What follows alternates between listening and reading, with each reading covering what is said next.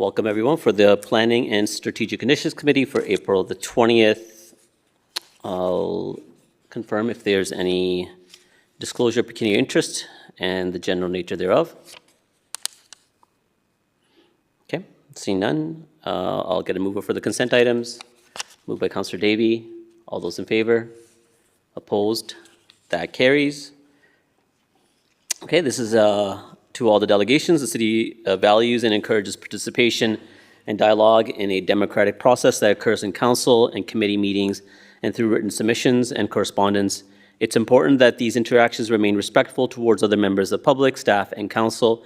In case where dialogue is not respectful or delegates interrupt councillors, staff, or other delegations, make derogatory statements about councillors, staff, or others that are disrespectful, or use hate speech or language that is considered harmful or defamatory.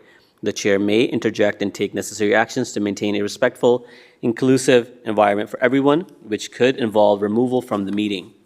One last reminder, delegations are permitted to address council for a maximum of 5 minutes, which will be displayed on the screen in front of you. When there is 30 seconds remaining in your time, you will hear a small audio tone that will signal 30 seconds remaining. Please take that time to conclude your presentation, as there will be second tone at the completion of your time, and microphones will turn off shortly after the exceeded 5-minute mark. Lastly, please do not take offense if following your presentation there are no questions from council.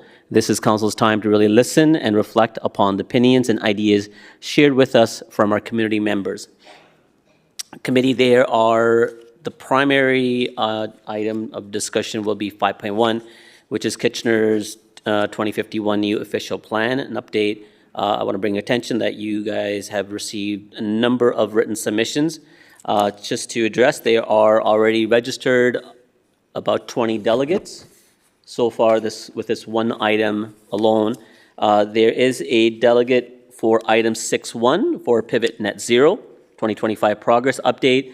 I don't want to make them wait the entirety of the night, so I'm going to go to that item first so that they can take leave. So we'll go to item 6.1. And okay, so I'll ask the staff or not delegating on this, so just to the delegates. It's Ann Schneider and Peter Hyman.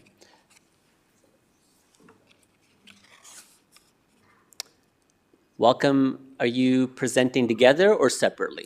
Separately. Okay. I was doing the 10 minutes. You're doing the 10 minutes, okay. Correct. All right. Proceed when you're ready. Net zero is an ideology that is part of the United Nations Agenda 21 Sustainable Goals. The goal of this global non-government organization is to track, trace, and control everything, including human beings, through data sharing with money transferring from the developed nations to the lesser nations for equity. Its purpose is to change government to governance. There will be a transfer of power from the individual to a global governance system. If any member of this council does not understand that you voted yes to a global non-government organization that has no binding contract with the corporation of the City of Kitchener, then I suggest you read the book Behind the Green Mask, UN Agenda 21 by Rosa Cora. Or you can go directly to the United Nations website, which is a little overwhelming. Under the Agenda 21 heading falls many branches, including net zero, 17 sustainable goals, the global warming. All of these are so intertwined, it is difficult to separate one from the other. The 2.0 is about raising capital.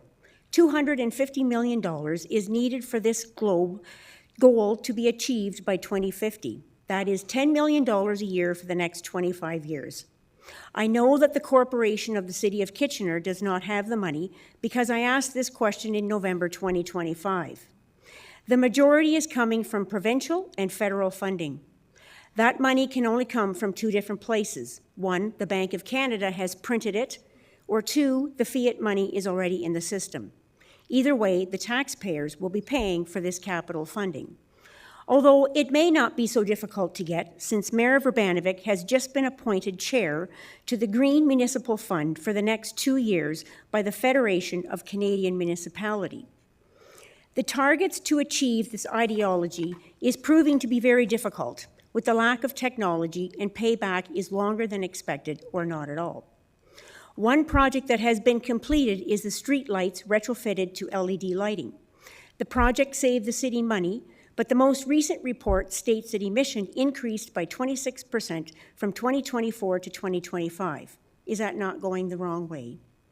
Each category in the report that did not meet the greenhouse gas targets had the statement: prioritizing the three pathways of energy conservation, fuel switching, and generating renewable energy continue to remain important components of the city's climate strategy.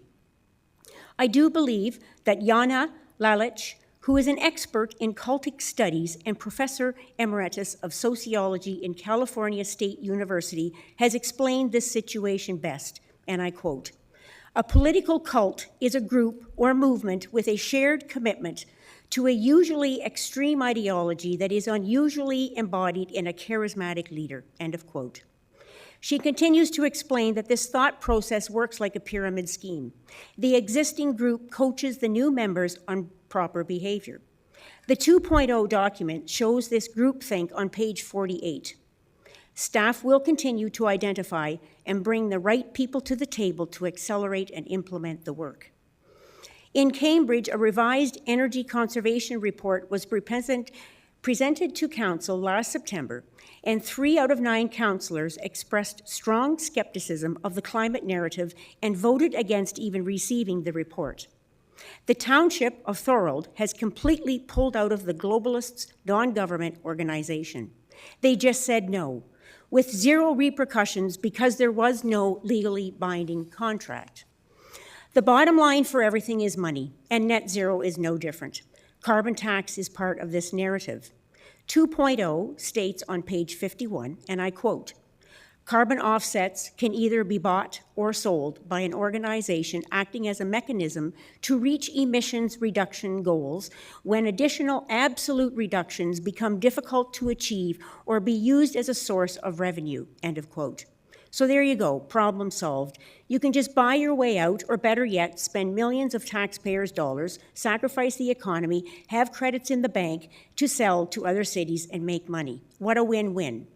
But for who? Net zero pitfalls are evident across Europe and Great Britain. Both are Mark Carney's home bases. Germany now pays the highest electrical prices in the EU, and the British electricity rates are catching up to Germany's. In Kitchener's first draft of the official plan 2051 on page 23, it states, "The province estimates that electricity demand will increase by 25% by 2050. For a brief second, your first 5 minutes is done. Is Peter also delegating? No, I'm taking all the 10 minutes. I have already clarified that. Oh, I see. Okay, all right. Gwen Morgan, who is a retired leader of 5 global corporations, wrote on April the 14th, 2026, "Net zero is collapsing.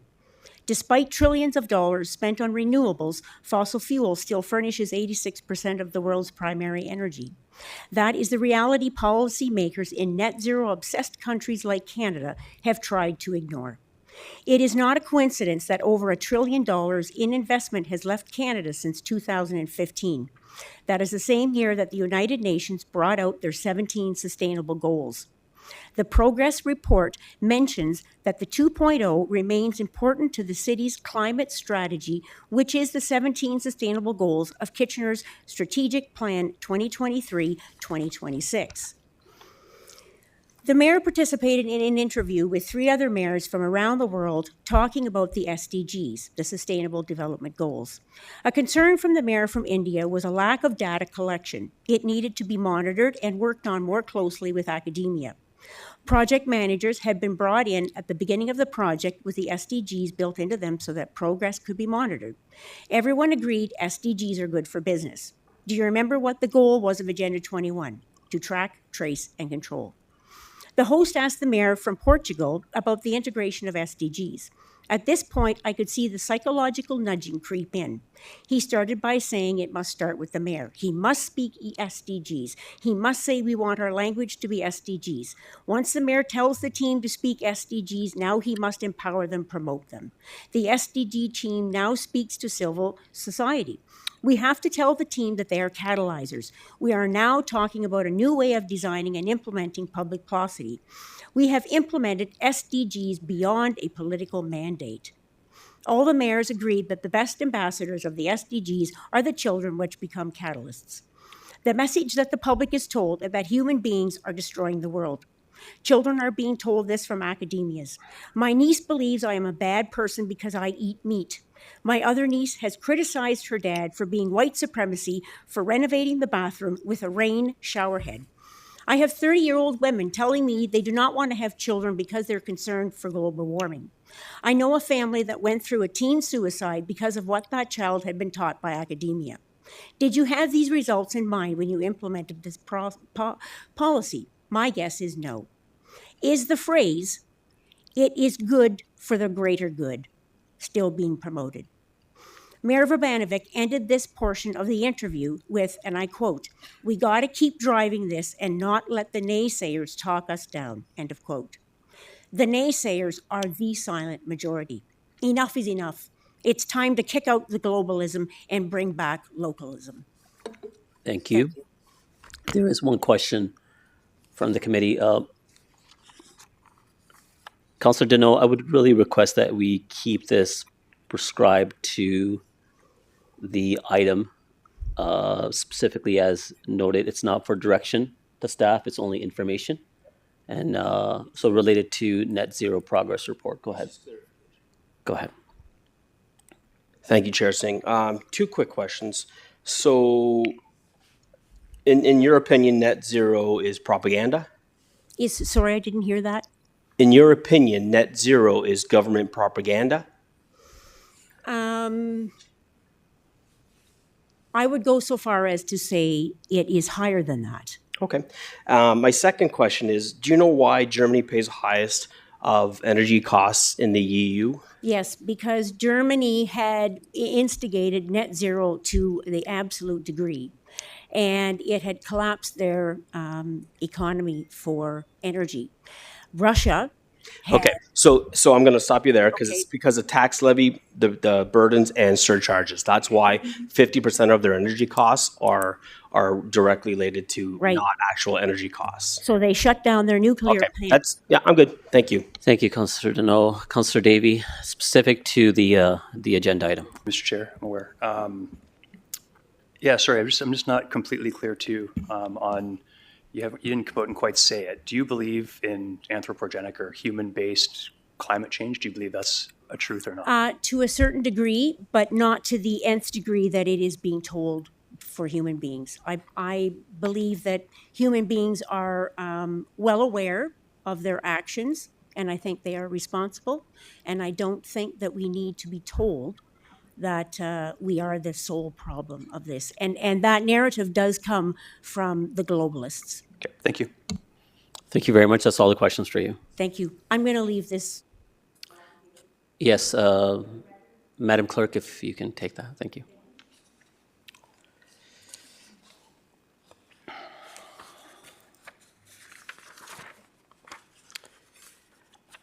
I'm going to actually go to item 5.2 because we have staff from the Transportation Department, and it's going to be a long night. To keep them here for a couple hours is going to be rather unfair. So we'll go to item 5.2, Vision Zero Annual Project Update.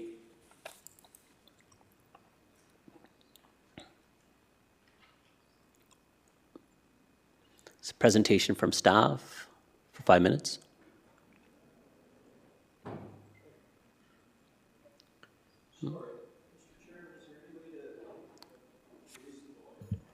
Yeah, we'll do our best.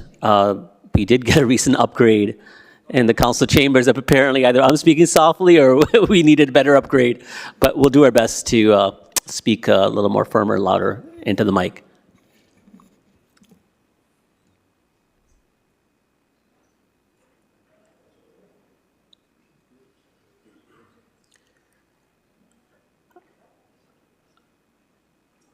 Mr. Cronkite, I'm requesting you guys to present first. Otherwise, there's going to be 20 delegates ahead of you. Yes.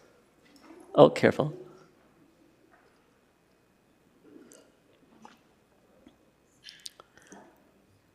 Connor, I believe you're delegating first. You're making a presentation. Just key in when you're ready.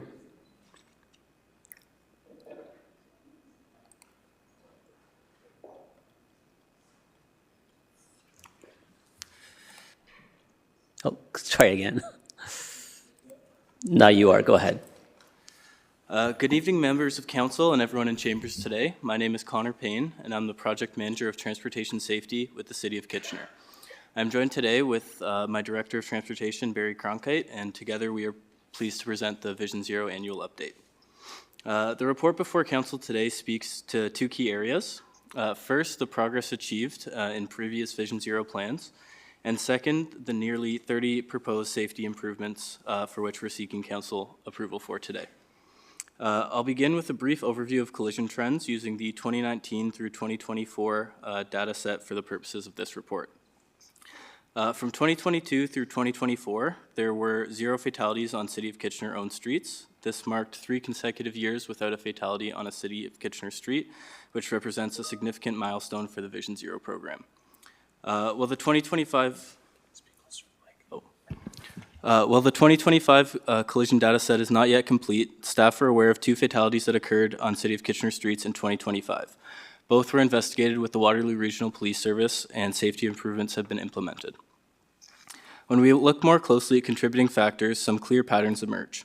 Across 2023 and 2024, approximately 80% of injury collisions involved aggressive, distracted, or impaired driving behaviors, marking driving behavior as the leading contributing factor in serious injury and fatal collisions. We also see a disproportionate impact on vulnerable road users. Pedestrian and cyclist collisions account for 34% of injury collisions, despite representing only 3% of all reported collisions. This reinforces the importance of infrastructure design, traffic calming, and continued driver education. Importantly, we are also measuring the effectiveness of our interventions. In the last 2 years, staff have collected follow-up data on previous hotspot locations. These results show an average reduction of 10 kilometers per hour, or 18% in vehicle speeds along roads that receive speed control measures. Education is a pillar of Vision Zero. The 2025 road safety education garnered millions of impressions across television and social media, not including radio outreach, helping reinforce key safety messages citywide. The Sidewalk Smarts program also continues to be delivered to grade 3 and 4 students in our partnership with the Student Transportation Services of Waterloo Region, helping children learn how to safely navigate their communities. Looking ahead, we will continue with a similar education campaign structure in 2026, while also launching a new in-house transportation safety video series developed in collaboration with our communications team. This will further expand and diversify our education tools and allow us to reach residents in new and engaging ways.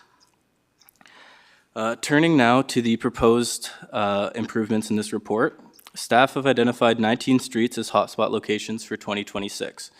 All of these are summarized in attachment A of the report. Of note, 5 locations are within school zones, and an additional 4 are on school routes or near school crossings, highlighting our continued focus on child safety. Across the program, there are 23 raised traffic calming measures planned along 12 streets, 2 radar feedback signs at an additional location, and 6 streets are going to be receiving upgraded signage and pavement markings specifically addressing safety at sharp curves. We are also proposing approximately 185 meters of sidewalk infill on Glasgow Street. This will be connecting an existing multi-use pathway to the intersection of Glasgow and Park Street. This location sees heavy use by hospital staff traveling between the Waterloo parking lot and beside the Catalyst building in Grand River Hospital, and will eliminate the need for an uncontrolled crossing to access the sidewalk on the opposite side of the street. Beyond hotspot improvements, 10 streets will be reconstructed using complete streets guidelines, creating safer, slower, and more inclusive rights of way for all road users. Finally, staff are continuing a partnership with the University of Waterloo alongside municipal partners. This research includes evaluation and validation of improvements once implemented. We are excited to continue this innovative work. Based on the progress and results highlighted today, staff continue to recommend the data-driven hotspot program. This approach is equitable, evidence-based, and effective at delivering safety improvements across the entire street network. Collaboration has been fundamental to the success of Vision Zero, and we will continue to closely work with our internal teams and external partners to advance this important work. Thank you for your time, and we're happy to answer any questions. Thank you, Connor. There is some questions. Councillor Ioannidis. I don't have any questions. I'm happy with the report. I'm just going to move it. Okay. Councillor Deneau. Thank you, Chair Singh, and thank you, Connor, for your presentation. Just a quick question to graph number 2, the injuries and fatality collisions by road user. What category does e-bike, e-scooter fall into? Motorcycle, pedestrian, or cyclist, or motorist? So through the chair, e-bike, depending on the classification of the e-bike, it would fall into a very different class. So if it's, we go by the provincial classification or Waterloo Regional Police Services when they're filling out their report. So if it's one with pedals, it would fall under bicycle. If it's one without, then it would fall in all likelihood under a motorcycle. Wow, okay. And are we seeing an increase?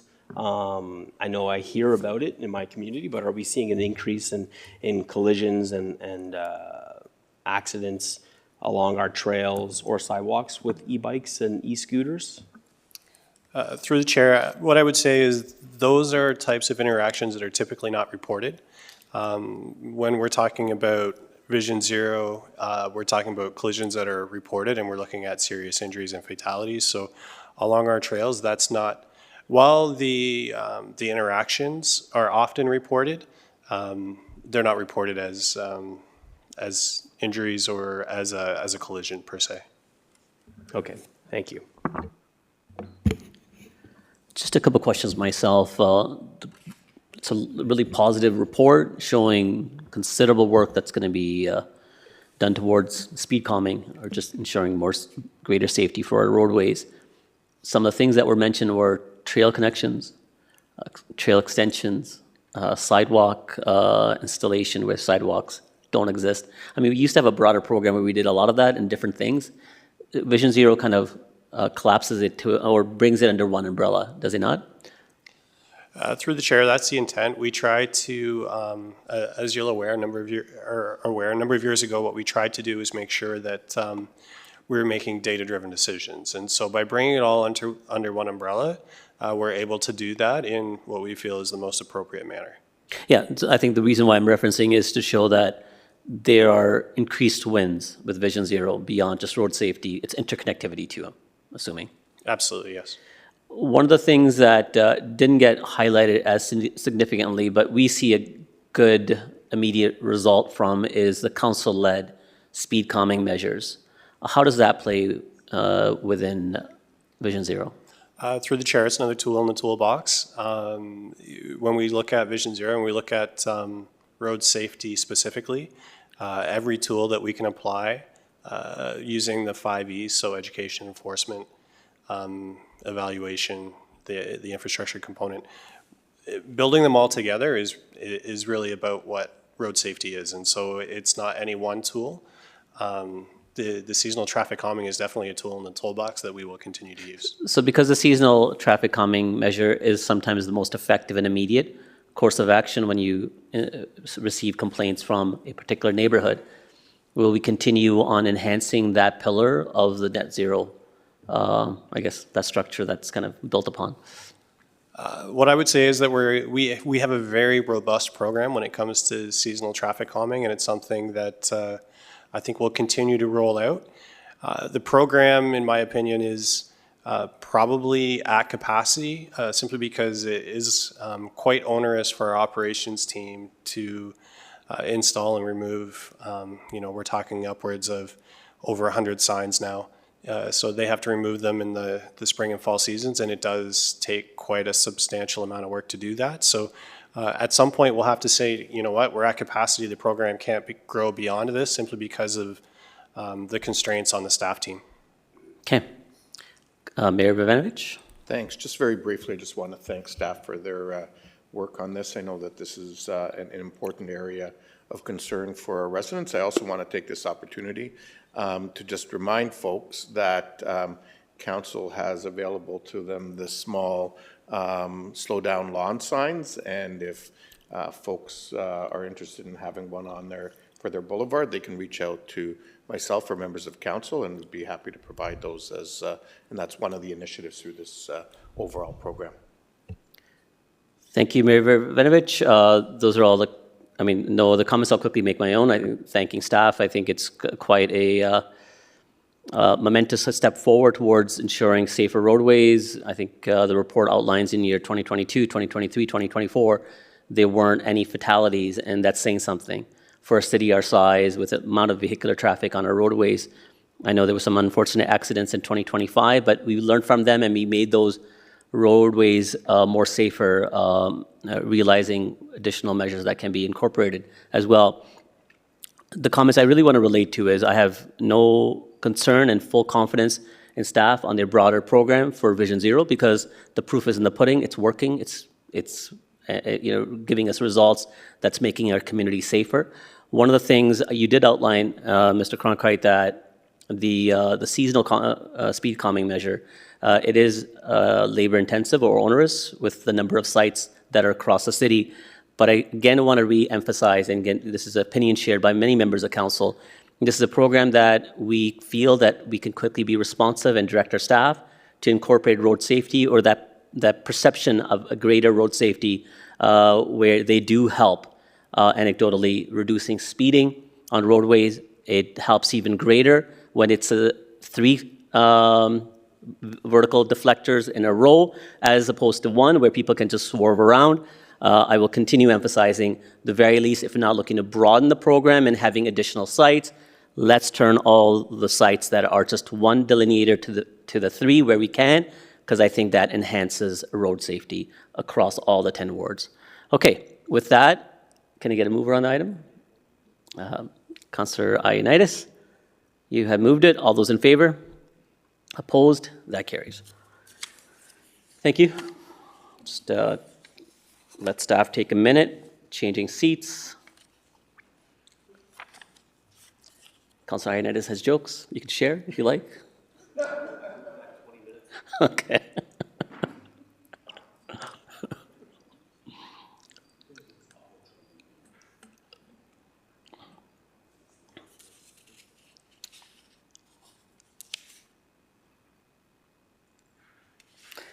Okay, welcome staff. Again, item 5.1, Kitchener 2051 new official plan update draft. John, I believe you're presenting.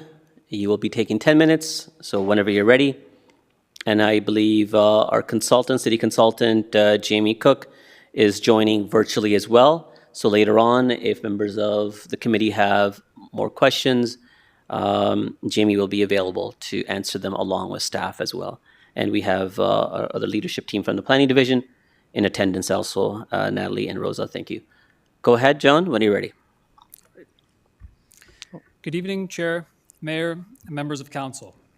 Today's presentation will provide an update on the Kitchener 2051 project, and specifically the second draft of the official plan. Developing a new official plan has been more than 2 years in the making and is fundamentally rooted in Kitchener's strategic plan initiative of building a city for everyone, where together we take care of the world around us and each other. It is built on the values shared by the community members in over 3,000 conversations and over 70 engagement events for the past 2 years. These values highlighted affordability, thoughtful and resilient growth, access and inclusion, safe and sustainable mobility options, and mutual care and belonging as core to a new official plan. It is framed by the big ideas of our neighborhoods, our economy, and our environment that permeate the second draft. The approach to growth endorsed by Council last summer represents an intentional shift towards expanded housing choices being available in all neighborhoods across the city, particularly missing middle housing. Some planning approaches taken in the past across North America have, in part, contributed to the challenges that we are now facing, including the housing supply and affordability crisis. The draft official plan boldly addresses these challenges by planning in alignment with the values that were shared by the community in over 3,000 conversations and that the community have said are important. It prudently links land use planning decisions with the city's role in addressing the housing supply and affordability crisis, the climate emergency, and resilience in the face of global economic uncertainty and its impact on jobs here at home.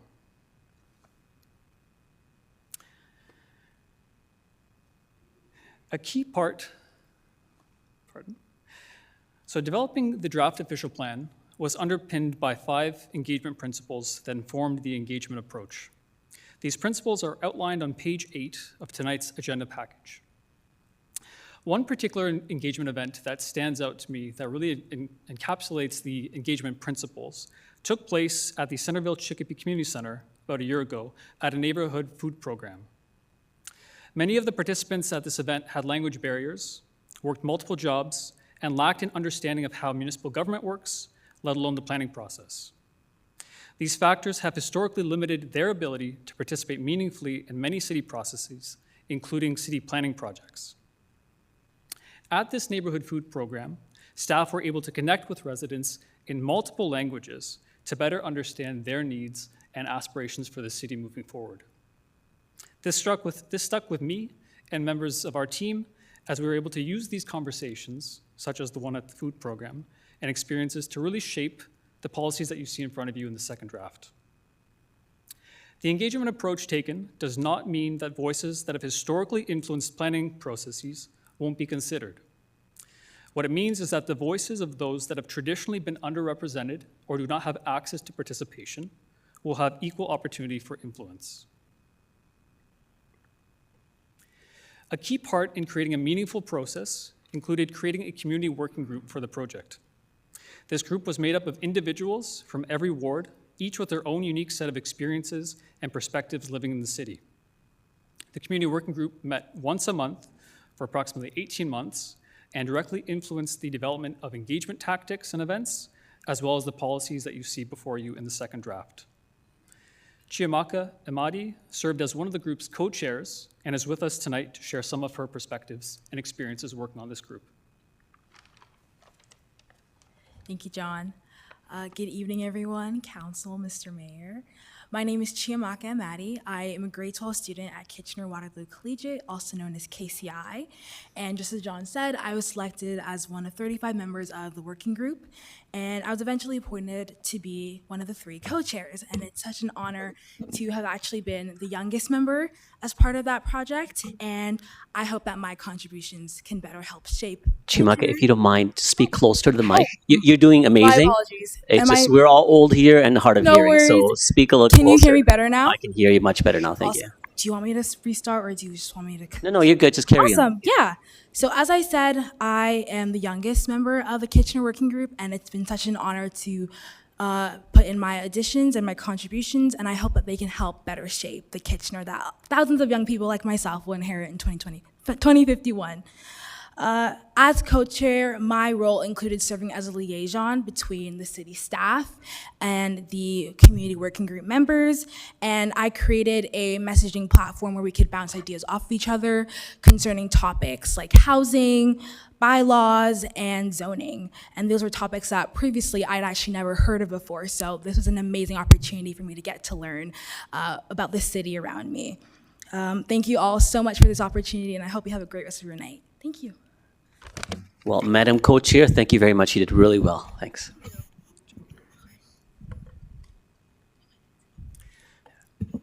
So the draft official plan was shaped by over 3,000 conversations with First Nations, the community, and collaborators in over 70 engagement events. Early phases of the project included a public kickoff in October 2024 with a launch party on Gaukel Block, where over 1,200 people shared their aspirations for the future, along with the values that they felt ought to be in the official plan. Phase 3 saw over 700 conversations with the community and over 30 engagement events, including conversations with local indigenous groups, grade 5 students, and city advisory committees. The conversations during this phase directly informed the preferred approach to growth. Engagement activities were used to simulate what life could be like in 2051. People were asked to experience a day in the life both as themselves as well as an avatar, putting themselves in someone else's shoes with different experiences and abilities to see how the city of the future could impact their needs and vice versa. As part of Phase 4, over 400 conversations were held in community centers across the city, online and in writing, mostly about the first draft of the official plan. All of these conversations from Phases 1 through 4, from community members and collaborators in all neighborhoods and all wards, representing a range of experiences, had a direct influence in shaping the draft official plan before you. Following the release of the first draft of the official plan on November 13th, a number of key themes emerged from the comments, including employment area lands, particularly requests to carry forward existing land use permissions, comments from the Westmount neighborhood, including opposition to the city structure and land use designations that were applied, and requests for neighborhood-specific cultural heritage landscape policies. Themes around commercial policies, including concerns with commercial replacement policies, and lastly, strategic growth areas, with requests being made to expand these areas to parts of the city that were not identified in the first draft.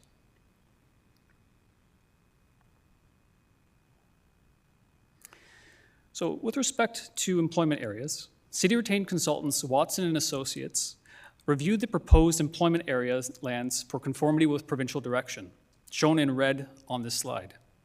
Jamie Cook from Watson and Associates joins us virtually tonight and is available to answer any questions that you may have regarding employment areas.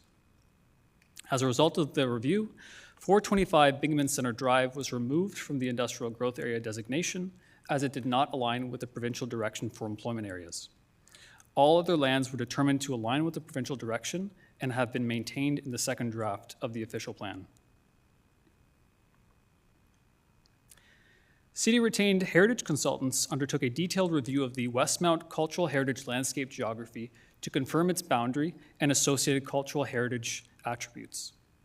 As a result of this review, the consultants recommended that 2 CHLs be identified rather than 1, the Westmount East and Westmount West CHLs.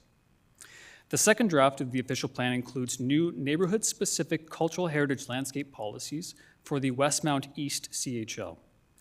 These policies are consistent with the policies for the 4 other neighborhood CHLs identified in the second draft and provide guidance for the conservation of the identified cultural heritage attributes. Additionally, new policies have been added to the mixed-use A and neighborhoods land use designation that provide further guidance on how the implementing bylaws will be applied in the future. It identifies considerations based on the cultural heritage attributes for regulations like front yard setbacks, building height, and building massing. A number of criteria were used to determine where proposed strategic growth areas were applied. These included proximity to higher order transit like ION stations, the GRT frequent transit network, and the Ottawa Street Regional Intensification Corridor. Additionally, proximity to the cycling and trails spine network, retail spaces, food stores, and urban centers were used as criteria. The strategic growth areas are reflected in the proposed city structure in the second draft. In response to feedback received, a comprehensive citywide review of strategic areas was undertaken to identify and remove all lands that did not meet the identified criteria. This includes lands within 300 meters of industrial growth areas to align with provincial direction, directing sensitive uses away from employment areas. The areas that were removed as strategic growth areas in the second draft are shown in the red hatching on this slide. As part of the first draft, we also heard concerns around policies that would require the retention of commercial spaces on properties. In response, staff looked to ensure that there was flexibility in the policies and continue to review these policies. In conclusion, the recommendation before you tonight is that staff consider the submissions provided on the second draft official plan attached to report DSD 2026-151, including submissions made at the April 20th, 2026 Committee of Council meeting in the preparation of the final new official plan. Thank you, and we look forward to listening and continuing the conversation tonight. Thank you, John and Jamika. Again, appreciate your presentation. If you want to take a seat, we will proceed to our long list of delegations. Once more to the committee. We've gotten a number of written submissions that you can review through email. Councillor Johnston, you had a question, go ahead. Yes, thank you, Chair Singh. And through you, at the appropriate time, I just wanted delegates to know that I will be providing direction to staff to move forward with some considerations from many people in the Westmount neighborhood.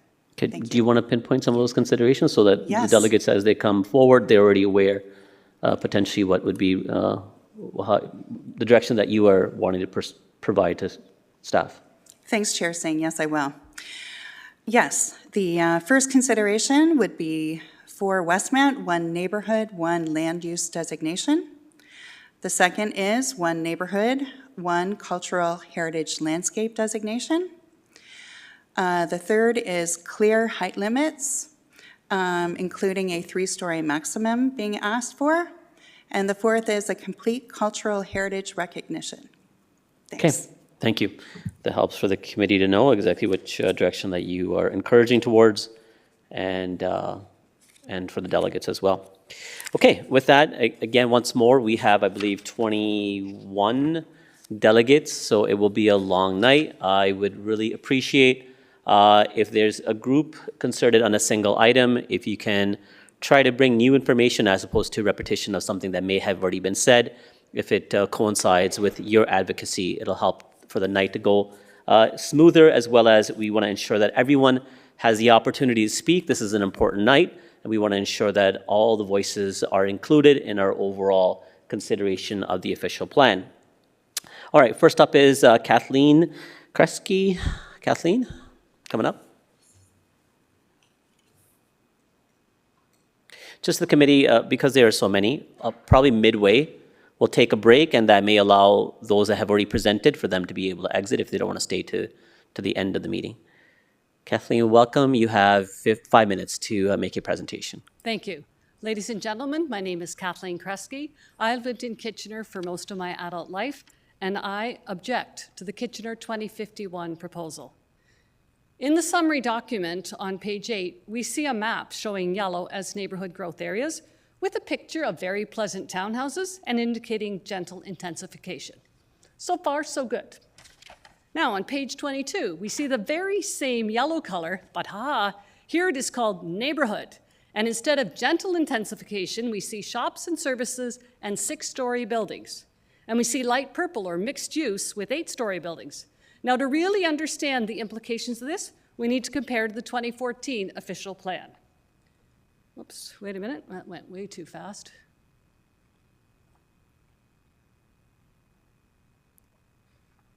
Sorry about this, I lost my spot. Okay, in the 2014 plan, which is currently in effect, yellow is low-rise residential. You see it throughout the whole city.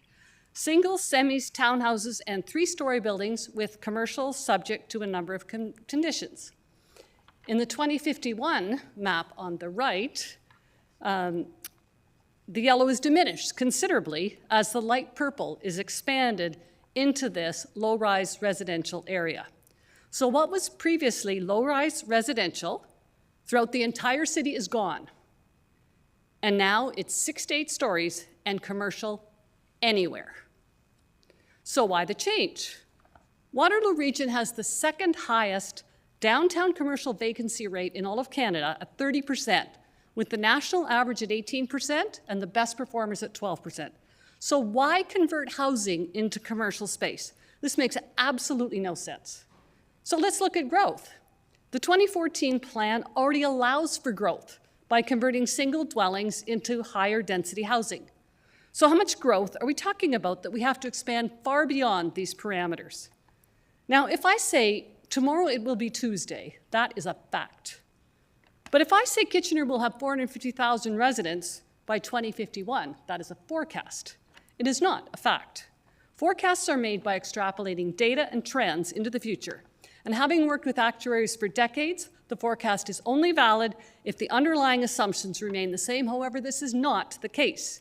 In recent years, we did see tremendous demand for housing due to 2 main factors: COVID and the exodus from the GTA into cities like Kitchener and cottage country with work from home, and the influx due to immigration and international students. Since then, there has been a 180-degree turnaround on both fronts with return to office mandates and government policy changes on immigration. Here is just a sample of the headlines in the last few months describing this dramatic turnaround. Yet the plan still proposes turning our neighborhoods into intensified growth areas. I have only 5 minutes, so I must focus on the neighborhood that I know, Westmount. This is not NIMBY. This plan affects all of your wards, but actually not every neighborhood. I read the full 200-page report, and I was surprised that 6 neighborhoods are afforded special protections, not mentioned in the summary report handed out at the open house meetings. So I read the full report. Subsequent to attending the Victoria Hills Community Centre open house, the second draft was amended to include a small subset of Westmount East with an indication to look at Westmount West. This 135-page book describes Westmount as an area worth protecting, and the city's own 2014 report warns against, and I quote, "these wonderful neighborhoods being ignored or misinterpreted in future planning initiatives," and that is exactly what is happening now. Now, according to City of Kitchener, we love our hoods, and that's great, and residents take the lead. So we're taking the lead, and we're saying no to the 2051 plan. And the city aspires to a tree canopy of 30%. Westmount is already a neighborhood with significant enough tree cover to warrant autumn curbside collection. Another reason to say no to the proposal, which would pave over our housing and destroy trees with commercial anywhere and 6 to 8-story buildings. In closing, Westmount residents love our hood, and we take the lead and require the entire Westmount, both east and west, to be designated a cultural heritage landscape. Again, I'm only speaking to this neighborhood because it is the one I know, and I only have 5 minutes. Councillors, it is up to you to represent your neighborhoods. And if you haven't heard from your constituents, it is very likely that they simply don't know. I only heard about this because my Westmount neighbors printed and hand-delivered a flyer to my house. The city today, oh, I lost my slides. The city today can freely already use city-owned property to explore the concepts. Kathleen, in the could you please, 2051 proposal. if you can begin to wrap up? Yeah, please. I have 2 more sentences. Thank you. The city today can fully exploit the immediate Ion Corridor, particularly with the planned $4 billion expansion to Cambridge. Finally, we expect recorded votes on anything related to this proposal so that coming into the November election, we can be well informed when casting our votes. Thank you very much for your time and attention. Thank you. No, please, there's, again, I'm sure that you will all agree there's no performances happening here. This is the public's opportunity to speak to their representatives. And so we're all here, we're inclusive voices, so we don't want to be able to clap. You may agree with some voices, you may not agree with the others. So we want to have no emotion to anything that's said at the podium, unless it's derogatory or something hateful, in which case I will take action. But again, Kathleen, thank you for presenting. There's no no questions of you from the committee. But before you go, because you did pinpoint that you advise that all recorded votes be taken, there will be no decisions made today. Yeah, today's the opportunity for us just to get a first look as a committee of the official plan draft, and then members of the committee will make general comments that staff will take back, and then that will form the final draft. Thank you very much. Yeah. Next up is David Kresge.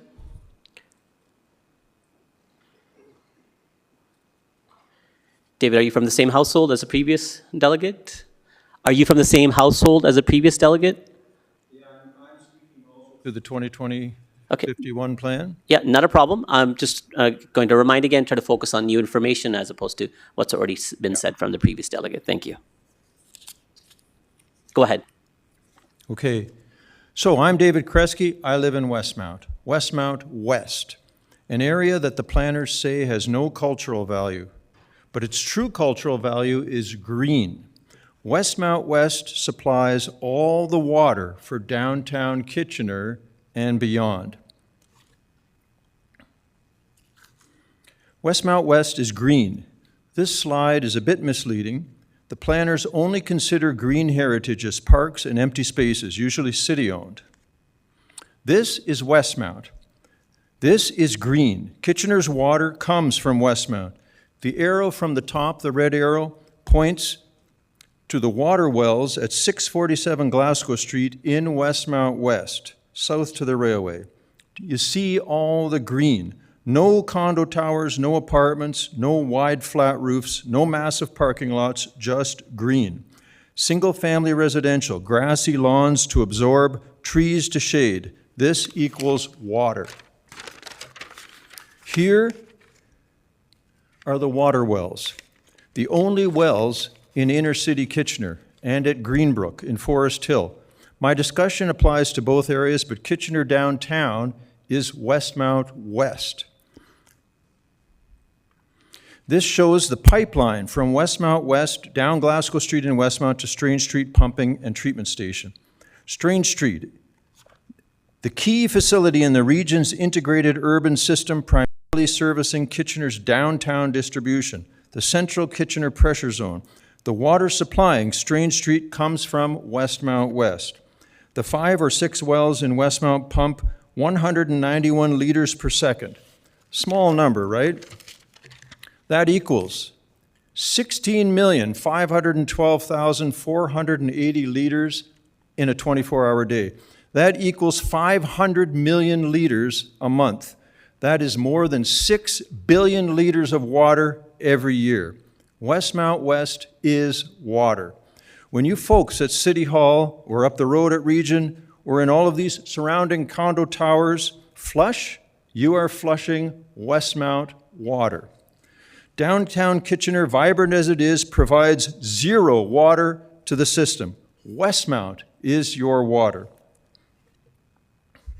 If you look at this map here, this is from the region, it shows the wells, but what you need to focus on is the bowl shape around the wells. That's the catchment area for water. Here's this pumping station at Glasgow Street, a little building. The regional document suggests this is the only thing that needs protecting. But of course, this just covers a hole in the ground. It's that bowl shape that creates your water. Here's Glasgow Street at the top, Fisher Hallman, and as you go down, you can see the bowl shape going down and then up again. Here again is Westmount. This is green. The red circle is where the well is. The way water works is this. The catchment area comes in, all the hills come down, and it's a huge sponge. All those front yards, backyards, all that grass you see is what absorbs the water, and it comes down like a funnel, and then your well is that little hole at the bottom of the funnel. But without the catchment area, you have no water.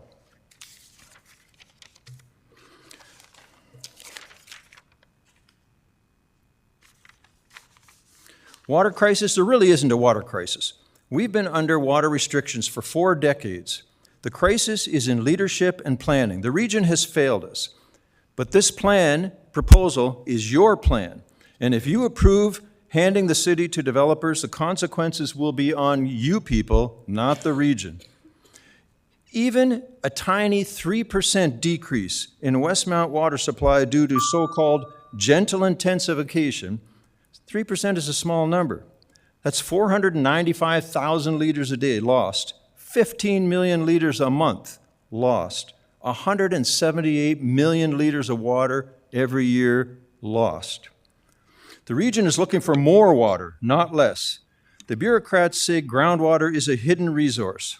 Westmount West knows that the water is there, and we've been protecting and nurturing it for more than 50 years. Kitchener's water is Westmount and Forest Hill. You need to protect these areas, and we are suggesting that you move these areas out of growth and into what they really are, green, natural, conservation heritage areas. Kitchener Council has the opportunity here to show leadership and protect our water. Westmount West extends from the railway to Waterloo and from Fisher Hallman to Westmount Road. Thank you. Good, compliments. You didn't repeat yourself from the previous delegates, so you guys coordinated really well. Great job. Thank you, it's been heard, and there's no questions of you from the committee. Appreciate that. Next up is Greg Shepard in person, and Julia Kosowski is joining, I believe, through PowerPoint. Okay. You're presenting together as one delegation? Excellent. Go ahead when you're ready.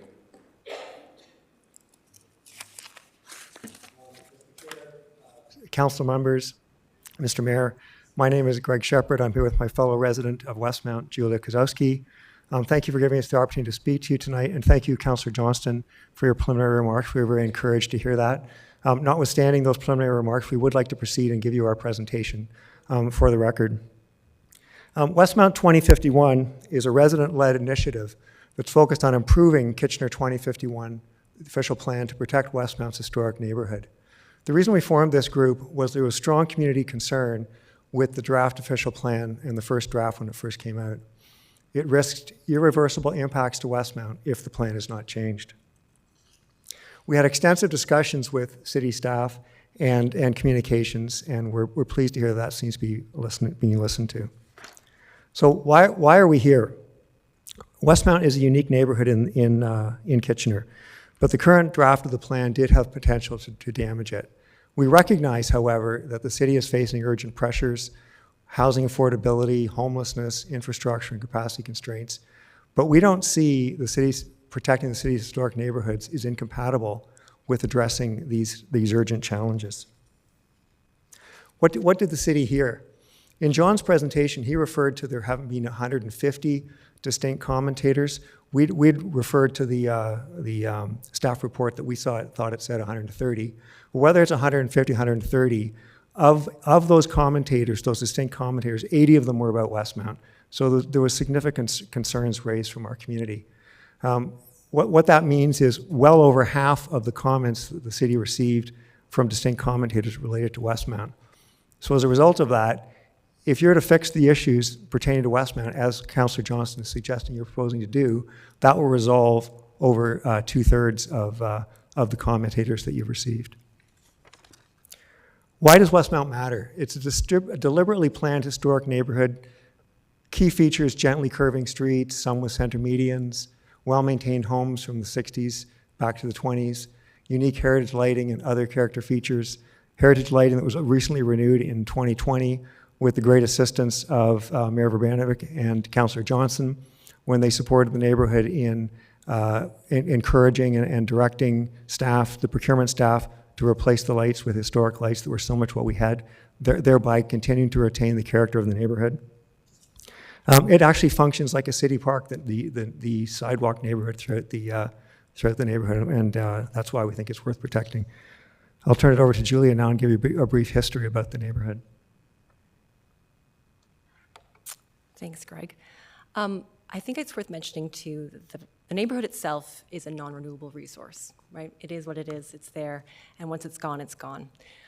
With that in mind, I'm going to give a brief history. There are books written about Westmount, and we have 10 minutes. So in brief, the community was originally planned in 1912 by Talman Ryder, and he envisioned this community to benefit the growing industry in Kitchener at that time. But it wasn't until 1924 when A.R. Kaufman and other notable entrepreneurs worked with the City Planning Commission and the City of Kitchener to establish Westmount as Canada's first comprehensive city plan. So 100 years ago, this community was planned out, laid out, streets and lot lines, and it was purposefully established and considered a pioneer in the Canadian town planning movement. It was also part of the early City Beautiful movement in North America in the early 1900s. So for 100 years, this community has been treated by the city as a single cohesive neighborhood. And that's where we have some concerns because the official plan is essentially threatening that. So here's a summary of our problems, but I think the next slide on a map will really help outline it. Really, we want to see Westmount treated as one neighborhood, and right now it's being split up into multiple areas. So I'm going to click to this next map, and I'm happy to bring this up after if there's any questions. But hopefully, if you can get your bearings on this map, you can see Westmount, Old Westmount as a neighborhood are the green and yellow areas with the houses. You've got the Westmount Golf Course to the west, the City of Waterloo to the north. Belmont Village, the commercial area, are those little gray rectangles on the east side, the right side, Glasgow Street, and Westmount Public School along the south there. So up until this draft official plan, Westmount, Old Westmount, the neighborhood, was considered one single cultural heritage landscape. And the draft that's come out is now proposing to split them along Westmount Road into Westmount West and Westmount East with different cultural heritage protections. In addition to that, and almost more concerning, is what's happening along the purple delineation there. So east of Dunbar Road, all the way to Belmont Village, is being proposed as a strategic growth area, mixed-use A. And in that area would be 8-story building permitted development, as well as some commercial uses as well. Then as you cross Dunbar Road, you would head west, and that would be the neighborhood growth area, which would be a different land use designation and would permit 6-story buildings and a different commercial area designation. So you can see here how we're chopping up this neighborhood into 2 different cultural heritage landscapes, 2 different land use designations, but 3 different zones overall that have different rules, different guidelines for them. It's confusing. It's really not in the vision of this original community from 100 years ago. And we're hopeful that we can make some changes to maintain this community's integrity and cohesiveness. So let me start with the strategic growth area and why this is an issue. So in the official plan, it's highlighted in purple, and it's signaling to the developer community to please come and intensify this area vertically. And to do that in a historic cultural heritage landscape really conflicts with other parts of the official plan which say that one of the goals is to conserve cultural heritage resources. It also conflicts with the goals of the residents who live there, who would prefer not to see 8-story buildings in their 1.5 to 2-story residential low-rise neighborhood. So it really undermines neighborhood cohesion and introduces less compatible land use designations. Why should height limits be in the official plan? Well, in John's presentation, he did note that thankfully the staff did work and added new cultural heritage landscape protections in the official plan, the second draft, but they're largely quite soft and subjective, and they're really ineffective without enforceable height limits. Up until today, or up until the first draft, there was always a 3-story limit in any low-rise neighborhood, and that's been around for 100 years. And so this is quite a big jump to suddenly introduce an 8-story limit in a historic neighborhood. And I've been told that the height limits will be limited further in zoning bylaws. However, deferring those types of limits to zoning bylaws introduces risk because those can be amended easily, and it really just creates uncertainty because we're looking at another year before those even get drafted. Ultimately, a 3-story limit existed in previous official plans. It should remain in this historic neighborhood. Thanks, Julia. I think we should move a little further along now, given we're running out of time. How do I advance this? You and we are the stewards of Westmount. The early elected leaders, business leaders created Westmount. The current residents have worked really hard to maintain it. If we don't take steps to maintain it, this jewel in the community will be lost. And again, I'm thankful to Councillor Johnston for proposing what she is proposing. So let's move on to what is the request, which I think we've heard from Councillor Johnston. One neighborhood, one land use designation, and that land use designation will be NGA. One neighborhood, one CHL. The entire neighborhood will be one CHL. There will be an explicit statement of 3-story height limitations, not deferring that to zoning, similar to what was in the first draft of the plan for the Pandora neighborhood that explicitly said that the limitation in the neighborhood will be 3 stories. And there will be a further recognition of the key character defining attributes for the entire neighborhood. I would like just confirmation that is what we heard from you. And that's the end of our presentation. Okay, thank you both. I'll look to see there are some questions of you. Councillor Deneau. Thank you, Chair Singh, and thank you for your presentation. I guess my only question for you folks, where should the growth go? Like in our city, what I'm hearing is no growth should occur, or if it does, it's very minimal. So where should it go in the city? Thanks for the question.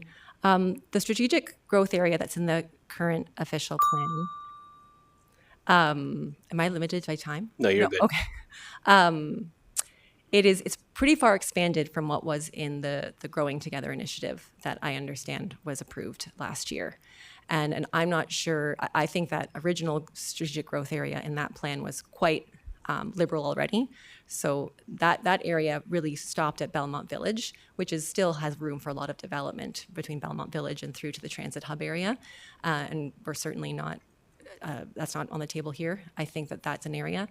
I know that based on my estimates, if we were to remove the strategic growth area from Westmount, it would have less than a 1% decrease in the overall strategic growth area that's already there. But it's hard as a resident here to look around Kitchener. You can see lots of areas that are still not developed, right? There's empty lots, there's areas where this could happen.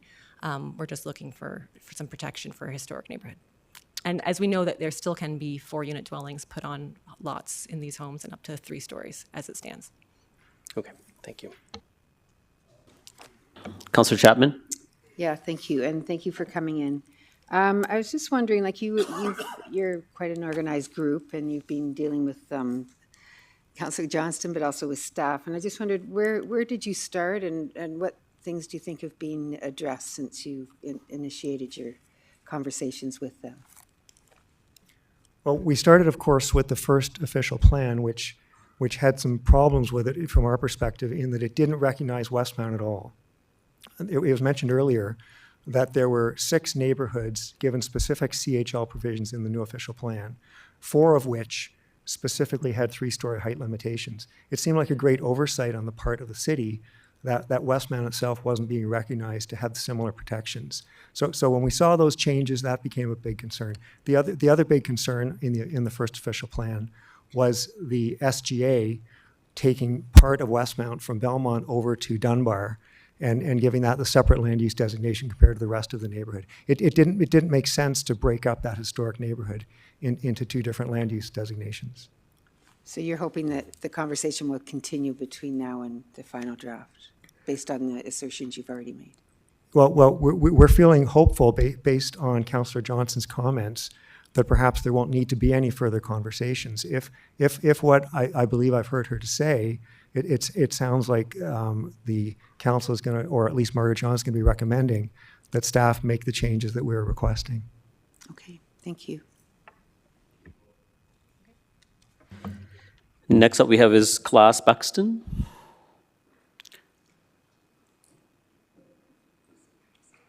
Welcome, Mr. Buxton. You have 5 minutes to make your delegation. Thank you. And if you can do your best, speak closer to the mic so that we can all hear you. Yeah. Mayor, councillors, and chair. My name is Claes Bockasten, and I'm a retired civil engineer. Lived in Kitchener for about 30 years. My comments are regarding the energy transition plan. And my concern is to be able to transition away from fossil fuel, where buildings today generate 45% of the total emissions in the region of Waterloo. We need to gradually eliminate the use of natural gas. And I'm speaking over the long term, sort of over the next 20, 30 years. Waterloo region currently is importing natural gas and electricity at the cost of about $1 billion per year. Slide 2. So my concern is in the text, the way it's written right now, energy storage is dealt with too simplistically, talking about battery storage only. Natural gas distribution in Ontario, of course, has extensive energy storage capabilities. There is caverns with natural gas, so the natural gas has natural large storage facilities to handle the variations of use, of consumption. The electrical generation has hydro dams where you can generate power and hold back on power when there is no need for electricity, for example, at night. The future district energy system that is being contemplated both by Kitchener and by Waterloo will typically have large thermal energy storage facilities and incorporated in the thermal distribution piping system. Geothermal system that is being used does naturally have thermal energy storage underground. So my point is storage is key for any energy form.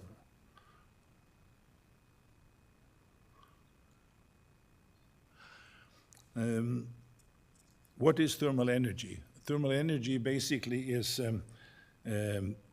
district energy's method of distributing energy to the community, and it would typically be in the larger, higher density areas.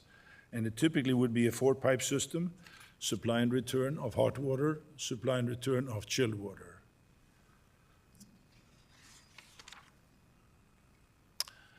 The thermal energy storage system, once these energy plants are being built in not too distant future, I hope, for both Kitchener and Waterloo, you can see on the picture the basically yellow silos are hot water storage tanks for energy storage.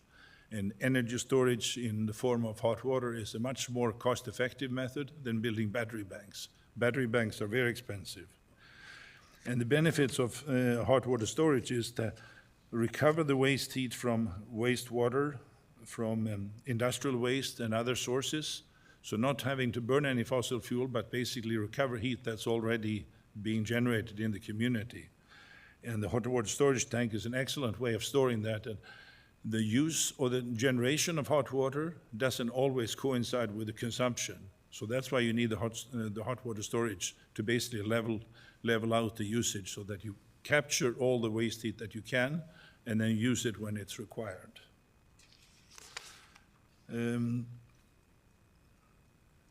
What I'm proposing is that the one title under on page 27 and 28 of the official plan section, the second draft, is that the title listed as generate and store clean electricity locally should be changed, in my opinion, to generate and store clean energy locally, not just electricity.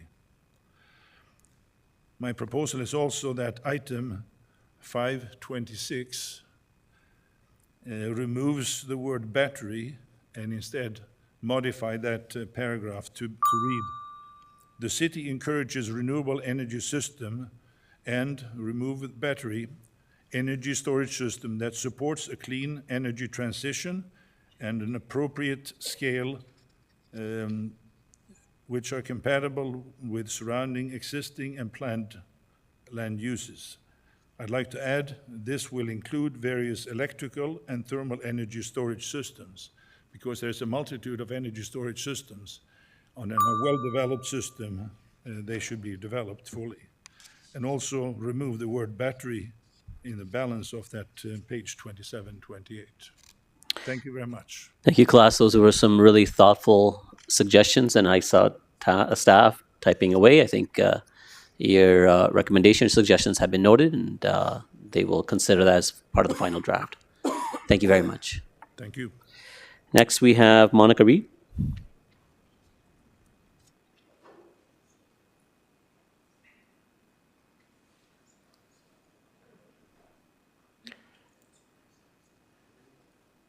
Welcome, Monica. You have 5 minutes. Do you want the podium to come down a little? Would you like the podium to come down? Are you okay? Yeah, I'm good. Can you hear me? Yeah, we can. Okay. Loud and clear. Go ahead. Just a quick thought, just to help move things along. If you let everybody else that's coming up know, I didn't realize where I was in the order. That might just help move them. I'm sorry, I didn't catch that last bit.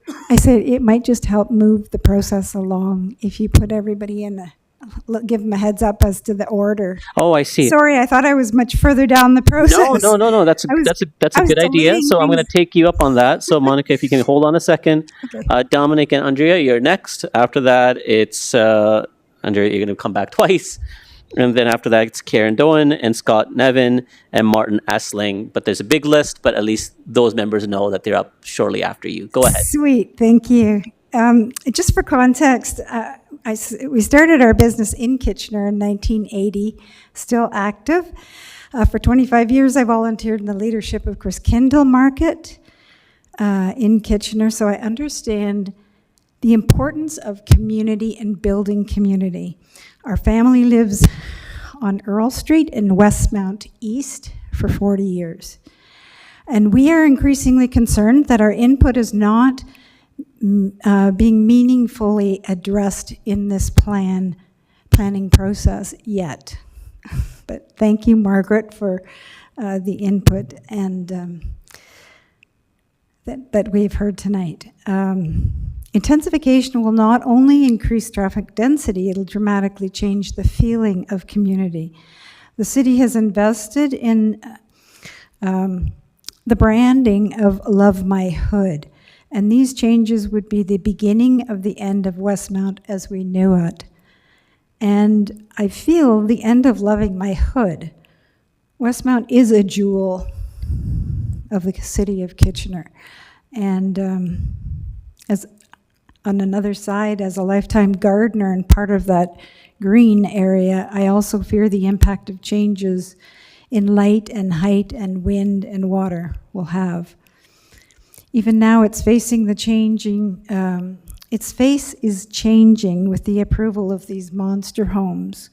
My past exchanges with the planning department have left me feeling that they are going to do what they want. The official plan needs to have more protective provisions and language now. Splitting Westmount into East and West cultural heritage doesn't do anything that sounds like protection for us on Earl Street. If this council doesn't strengthen the language now, what guarantees do we have for the future?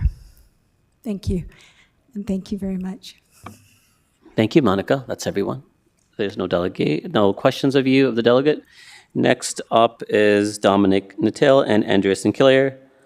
And Andrea, you'll be coming up again afterwards. Go ahead, as you're ready. So I'm actually delegating on a few different properties for a Yep. few different clients. This presentation that's up is actually not Dominic's property, so I think there was a map I submitted as well. I'm not sure if that could be brought up first. Okay. There was another presentation, I believe, that, It was just a single PDF of a map.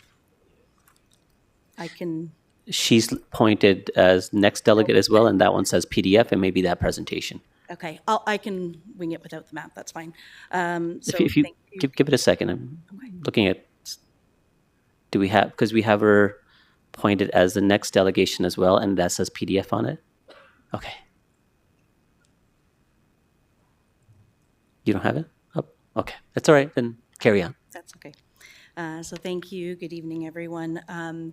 So I'm here first to speak about 525 to 555 Binghamton Center Drive and 355 Shirley Drive. These lands were purchased by Cooper Construction. Dominic is here from Cooper tonight. 4 years ago, they were severed off of the larger Binghamton's property and are currently designated business park with a wide range of uses, including a number of site-specific uses. These lands are proposed to be designated general industrial, which is a significant concern. It is a down designation. Several uses will be removed if this designation moves forward. We have had multiple discussions with staff, including most recently this past Friday. We understand staff are waiting for some provincial direction on how the new PPS is to be interpreted. We don't believe the intent is for it to be interpreted the way it has been. Along the Binghamton's and Shirley corridor, there's going to be several properties that will become legal non-conforming as a result of this policy direction, which I don't believe was the intent of the PPS as currently written. We do understand this Watson study referenced in staff's presentation, which has not been publicly available, should be coming out later this week, so we'll obviously review that and continue working with staff, as well as sharing what we're hearing on how other municipalities are addressing these PPS policies. But do want to confirm that we are very concerned, and Dominic is really here to answer questions that council may have related to current market challenges, how employers come to look at these sites, and kind of what this could mean for the broader property. I'm also here to speak to 425 Binghamton Center Drive. That is the, I'll call it Binghamton's proper property that everyone's aware of. That property was proposed to be designated general industrial in the first draft. It has moved to the innovation employment designation in the second draft. This is a positive move for that property, and then we're generally supportive of that designation. However, a number of their site-specific uses continue to be removed. I understand from speaking with staff that might have been an oversight and those will be reinstated, so we'll continue to review as updated drafts come out.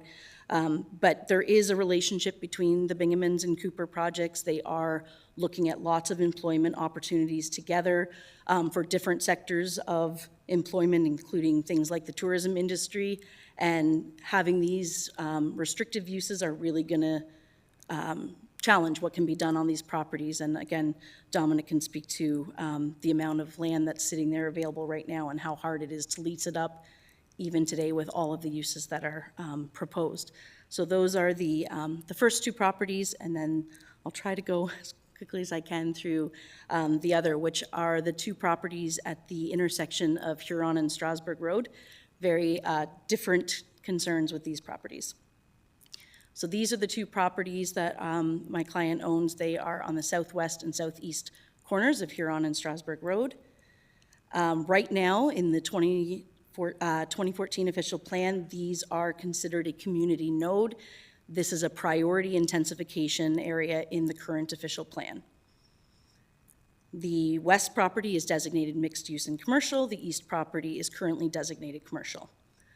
This council recently approved, and it was fully supported by planning staff, a proposal with a maximum of 24 stories on the southwest property to allow a 4-tower development.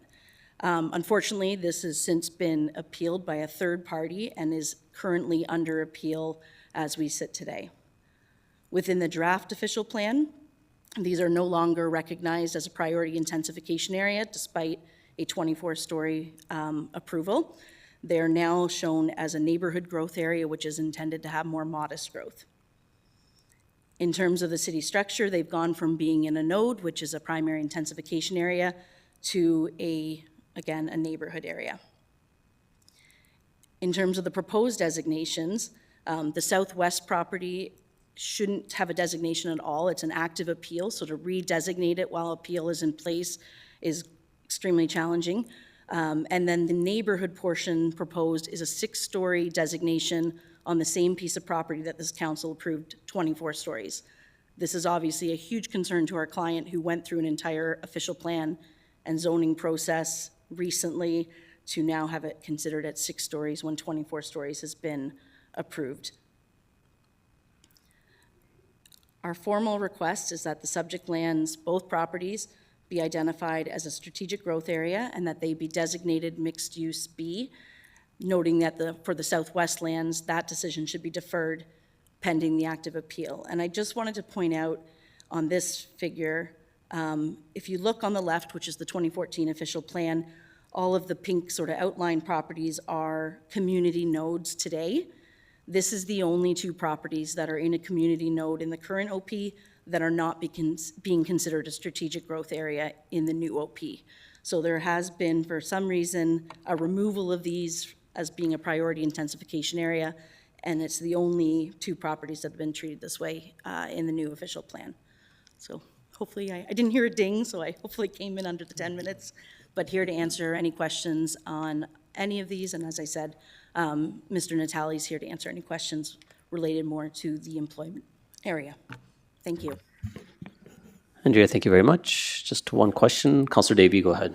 Actually, not even a question. Just wanted to acknowledge we've exchanged some emails.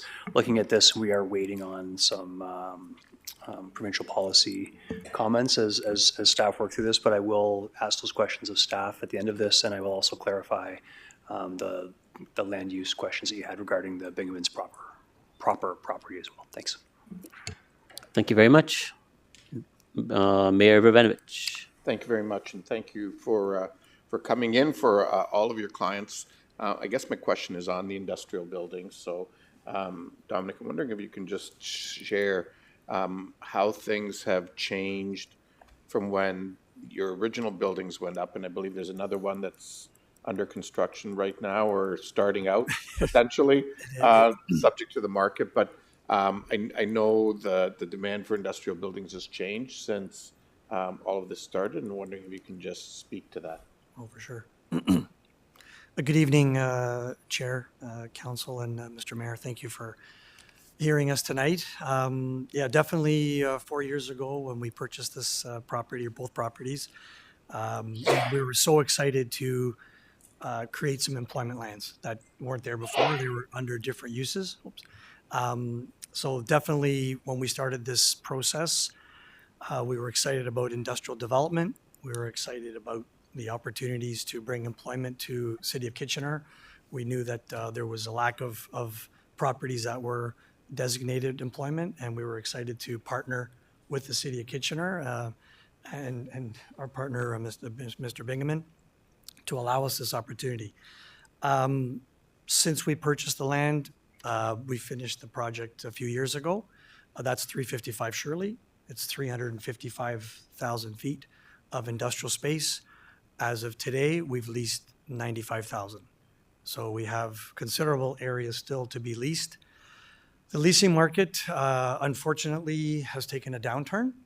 Industrial has taken a downturn in terms of the market, not only in Kitchener, but throughout, I guess, Ontario and really across Canada. So definitely challenges on leasing the balance of the building. And we had actually, because we were so excited about the development, we went through site plan application on 525 and 555 Shirley. We actually had it approved. We had the site plan document in our hands, ready to sign.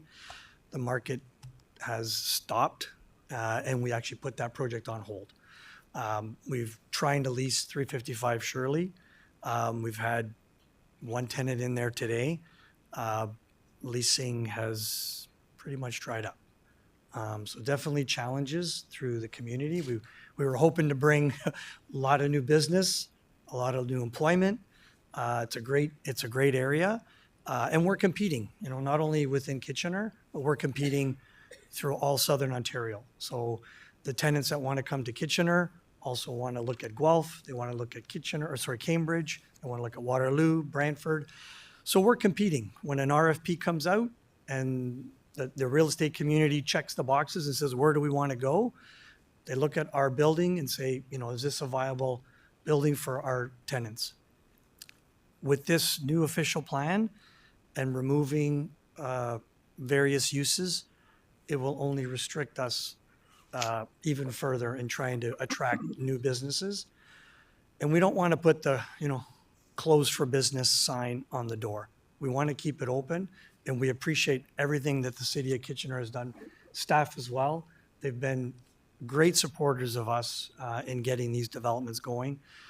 We just want to have the support of the city to allow us to do our job, create new opportunities, bring this employment to the city, and just be profitable. Everyone needs to profit.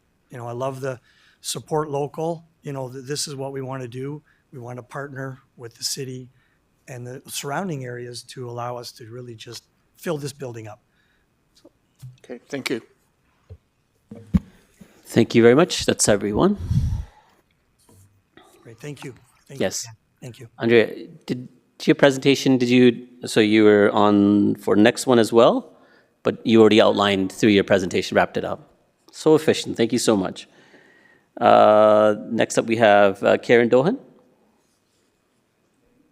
Karen Dohan. I might be butchering your last name. My apologies, Karen, but. It's Dohan. Okay. Welcome. You have 5 minutes.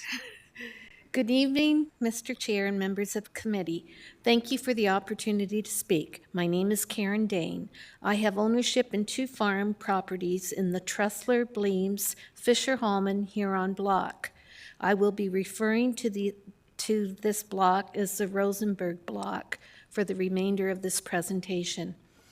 I am trying to make you aware of concerns that have come to light in the Rosenberg block as a result of a draft plan of subdivision in the Schlegel 30T 25202 application. I hope my verbal and written communication will result in council giving consideration that ensures the new official plan will give direction to the following 2 items. 1, good future planning for possible urban development, including the portion that is currently outside the urban boundary. 2, Ensuring new urban development will minimize and mitigate safety concerns and adverse impacts on remaining agricultural land within the city. I have been involved in farming most of my life. I have never felt I had or will have the resources to go against where the city wants the urban boundary. I feel that as long as the city wants property I own to be producing agricultural crops, there should be policy to ensure this can be done safely and efficiently. The map on the screen currently, it's also included in my written submission, should help you understand my concerns. I have indicated in blue font on the map the location of my Trustler Road farm. It shows the entire Rosenberg block. The area outlined in red is the Schlegel application. The Schlegel application involves land that was outside the countryside line in the 2014 official plan, but now is inside the urban boundary. The entire south edge of the draft subdivision, that is over 1 kilometer long, abuts my farm. To the west, my farm extends out to Trustler Road. The east end of my farm is woodlot and abuts an already built Mattamy subdivision. Approximately 25% of the Rosenberg block remains outside of the countryside line. The Schlegel draft subdivision does not allow for any possible future road connections into the area that is outside the urban boundary in the Rosenberg block. I feel this is and should be a concern, even if projections currently show this area will not be needed for possible urban development by 2051. I am told by Kitchener staff the current official plan does not allow for planning of future inner block roads within the Rosenberg block to areas outside the countryside line.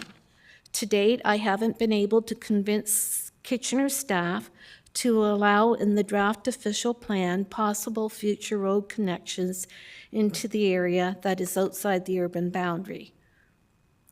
Now, this map shows detailed the draft Schlegel subdivision. Please note the backyards of houses and walking trails that abut my farm. An 8-foot-high, non-permeable fence would minimize spray drift concerns in areas next to my workable farmland. A fence would be a deterrent to keep people and pets off my property, including the unsafe period that can be up to 24 hours after field crops are sprayed with pesticides. I'm told by Kitchener staff the current official plan does not support fences in this situation. To date, I haven't been able to convince Kitchener staff that the draft official plan should allow for the requirement for fences to alleviate urban farming concerns. Summary. I hope you will use your elected position to make wise decisions in the areas I have brought to your attention. Please ensure the new official plan will give direction to the following 2 items. 1, good future planning for possible urban development, including the portion that is currently outside the urban boundary. And 2, ensuring new urban development will minimize and mitigate safety concerns and adverse impacts on remaining agricultural land within the city. If any of you are interested, I would welcome an on-site visit to my Trustler Road farm. Thank you for listening. Thank you, Karen. There's no questions of you. Thank you for presenting. Next, we have Scott Nevin. Scott? You have 5 minutes to make your presentation. Good evening, and thank you for this opportunity. My name is Scott Nevin. I've lived in Westmount in 2 homes for 35 years. I've lived probably 500 meters outside of Westmount for another few years. I've always loved the area, and that's what's brought me out tonight. I also want to speak a little more broadly about the remainder of the city and the other low-rise neighborhoods in the city. A bit of background. I was a municipal planner for almost 30 years in a region of Waterloo municipality. Ended my career as Director of Growth Management at that municipality. I've been through a few official plans. I've led a team that's created a new official plan heavily weighted towards intensification. Scott, if you can, just raise the mic closer to your mouth, that might help. I'm sorry. Just lean in a little bit if you don't mind, thanks. I'm also going to say a lot of what I was going to say tonight has already been said, and Councillor Johnson has been very helpful in her comments earlier. So I'm going to ad-lib a little bit here, but bear with me. So I've been involved in planning for a long time. I was involved in intensification planning for a long time. I support intensification as a goal. That doesn't mean that all proposed intensification is good planning, and I'll come back to that in a couple of ways tonight. There's two things I want to talk about. One is the 6-story height limit proposed throughout the city in effectively low-rise neighborhoods. To cut it short, I think that's a mistake. I think you really want to go back and look at that citywide, notwithstanding the proposal to put in place a policy that says, well, we may limit heights to 3 stories and through other processes consider something a little taller. If your OP says 6 stories in low-rise neighborhoods, you will be facing many applications for 6 stories in your neighborhoods. For me, the biggest concern about 6 stories is the overlook and the loss of privacy. Think about what everybody does when they move into a new house in a new neighborhood. They put up what we call a privacy fence because their backyard is theirs. With a building next door of 6 stories, you've lost that. You can't screen for 6 stories effectively. Other things that come along with those apartment buildings, those larger buildings, the light, the noise, the activity, those are issues I think you're going to want to deal with now, not later. So I would urge you to look across the city at those neighborhoods. The existing OP has a lot of language around existing neighborhoods and protecting community character. That language doesn't exist in the new plan. We've really looking at turning a corner here, but I think you're turning it too fast and too far, and you should go back and look at that. I also want to speak about the Westmount Cultural Heritage Landscape, and you've heard a lot about that tonight. I agree it should be one area. If you go back and look at the 2014 study that you did, there are several references to how it's one neighborhood and seamless from end to end. Not that it's divided at Westmount, but that it's seamless, notwithstanding that some of the homes are of different ages. I think you want to treat it as one. I'm particularly concerned, obviously, about 6 stories in that neighborhood. I really don't think it's appropriate. Somebody asked earlier, well, where should we put the growth? Your current plan focuses growth in the nodes and corridors, and particularly in our corridor that we spent $1 billion of public money to put transit in, and we've spent many other millions to improve services in that area. We should be looking in those areas, nodes and corridors, for most of our growth. That's not to say that the neighborhood should be hands-off, in my opinion, but 6 stories is too much, and I think you need to really look at that hard. In Westmount in the CHL, if you're really not going to look at bringing it in as one CHL and apply the policies across the board, there is a policy in draft 2 today for Westmount that says we'll do a further study. That's well and good. We've waited 12 years to get these policies in effect for Westmount East. I don't want to wait 12 years to get those policies in effect in Westmount West if we've got a 6-story height limit. So if you're not going to extend the CHL provisions across to Westmount West today, then put a policy in the plan that says until you do that CHL study, there's no development over 3 stories, just as it is today. That would be my recommendation. Thank you. Thank you, Scott. There are no questions. Thank you. Appreciate you presenting. Next, we have Martin Essling, and then after Martin, we have Emily Elliott, and after Emily, it's Dave Aston.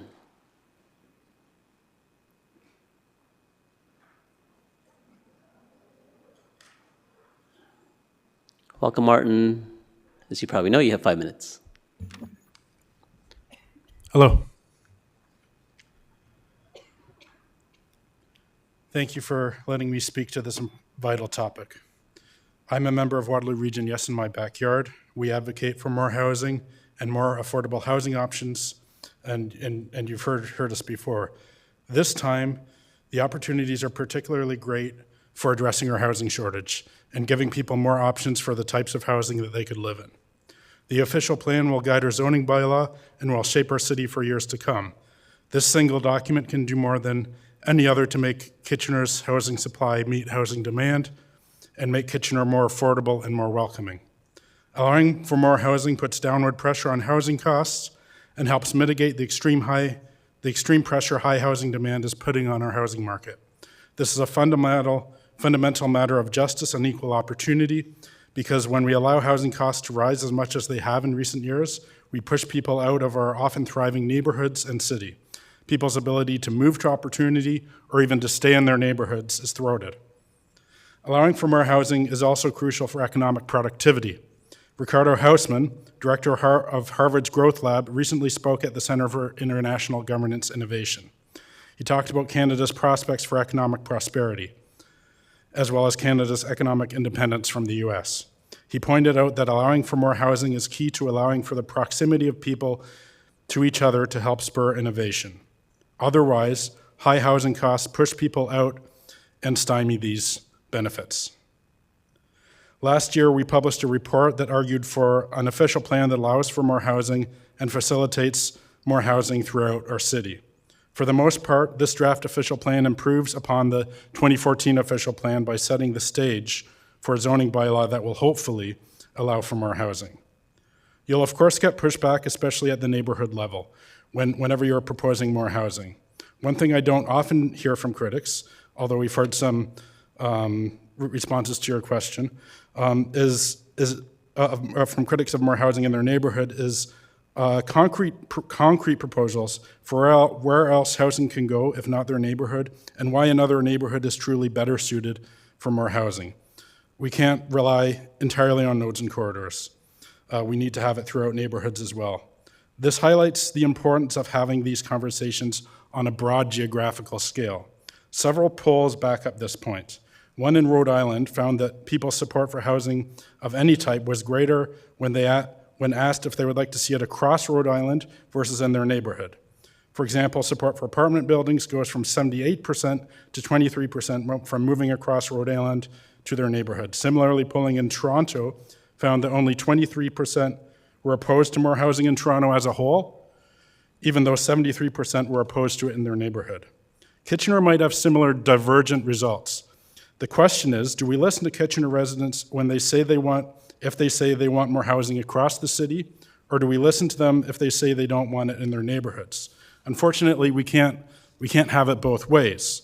When people say they want more housing when asked at a broader scale, we should honor that.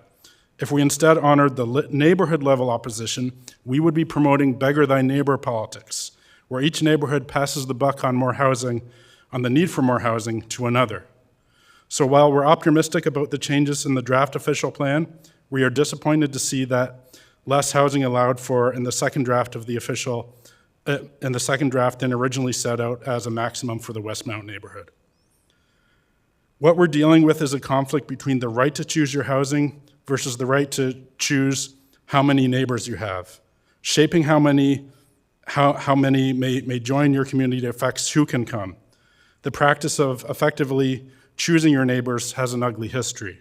Let's not repeat it. I urge you not to add more restrictions on housing to the official plan when the time comes to pass it. I know it's not today. If anything, I urge you to allow for more housing in all neighborhoods. Thank you. Thank you, Martin. There are no questions. Next, we have virtually Emily Elliott. Hi, Emily. Whenever you're ready. Good evening, Chair and Council. Yeah, I'm ready. Good evening, Chair and members of Council. My name is Emily Elliott. I'm with MHBC. I'm actually here this evening on behalf of two property owners, and I realize delegations are limited to 5 minutes, but given that I'm here for two items, I respectfully request a few extra minutes, although I will try to be brief. So firstly, I'm here on behalf of 2013029 Ontario Limited, who are the owners of the lands municipally known as 6 Shirley Avenue. Next slide, please. The lands are located at the southwest corner of Shirley Avenue and the Shirley Avenue cul-de-sac. To the west is the Conestoga Parkway and the planned Highway 7 interchange. You can see the interchange design kind of shown in yellow over top of the aerial photo.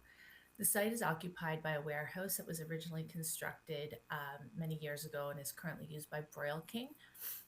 And the lands were purchased by the owner in 2001 with the intent that they would be used for warehouse purposes in the short term and ultimately be developed as a commercial campus.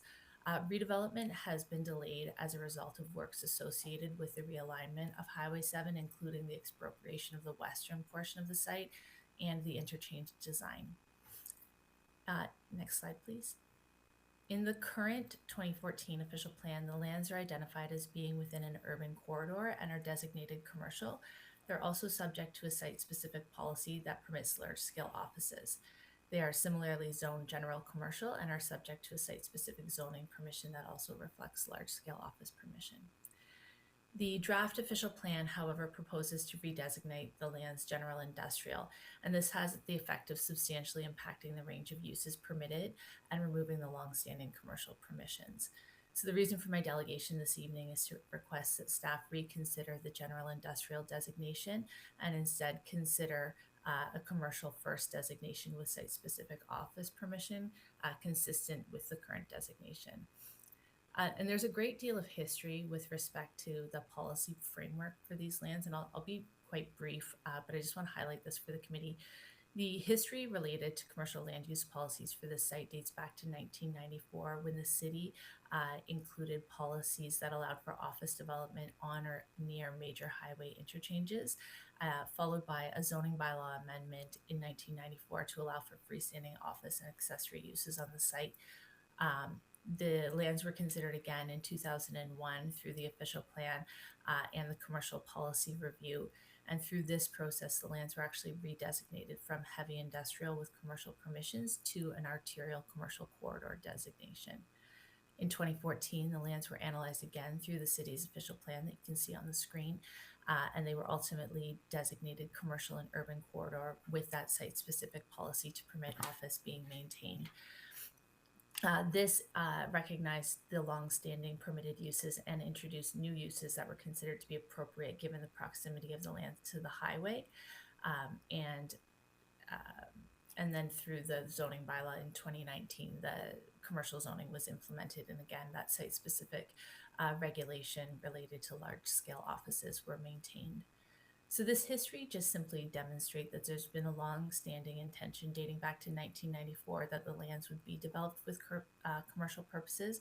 And as I mentioned, there were delays that have resulted and continue to result because of ongoing works associated with the Highway 7 realignment. Next slide, please.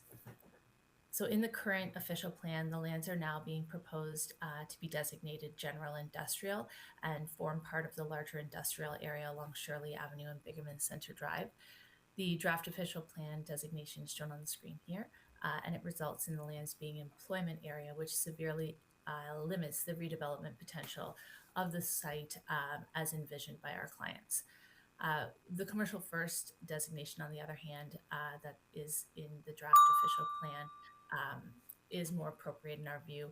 The site has excellent visibility and accessibility from planned road infrastructure and supports the objectives of the commercial first designation. Following completion of the Highway 7 alignment, the lands will be more directly connected to the Victoria Street corridor via the Bruce Street extension as opposed to the Shirley Avenue and Bigerman Center Drive corridor. So, like I said, we request that staff take a look at the designation and consider a commercial first designation to reflect the designation that's been in place for more than 30 years. And I'd like to just quickly touch on the other site that I'm here for. I don't have a PowerPoint presentation, and I'll be about 2 minutes, I would say, on that. So I'm also here this evening on behalf of 2804031 Ontario Inc. regarding the lands legally described as Lot 13, Plan 961 in Kitchener, and Lot 36 and 38, Plan 986. These lands do not have a municipal address. They're located on the north side of Hidden Valley Road and south of Highway 8, and they're east of Fairway Road South. My client owns multiple car dealerships throughout southwestern Ontario, including some in the region, and they purchased these lands several years ago with the intent that they would be developed as a car dealership.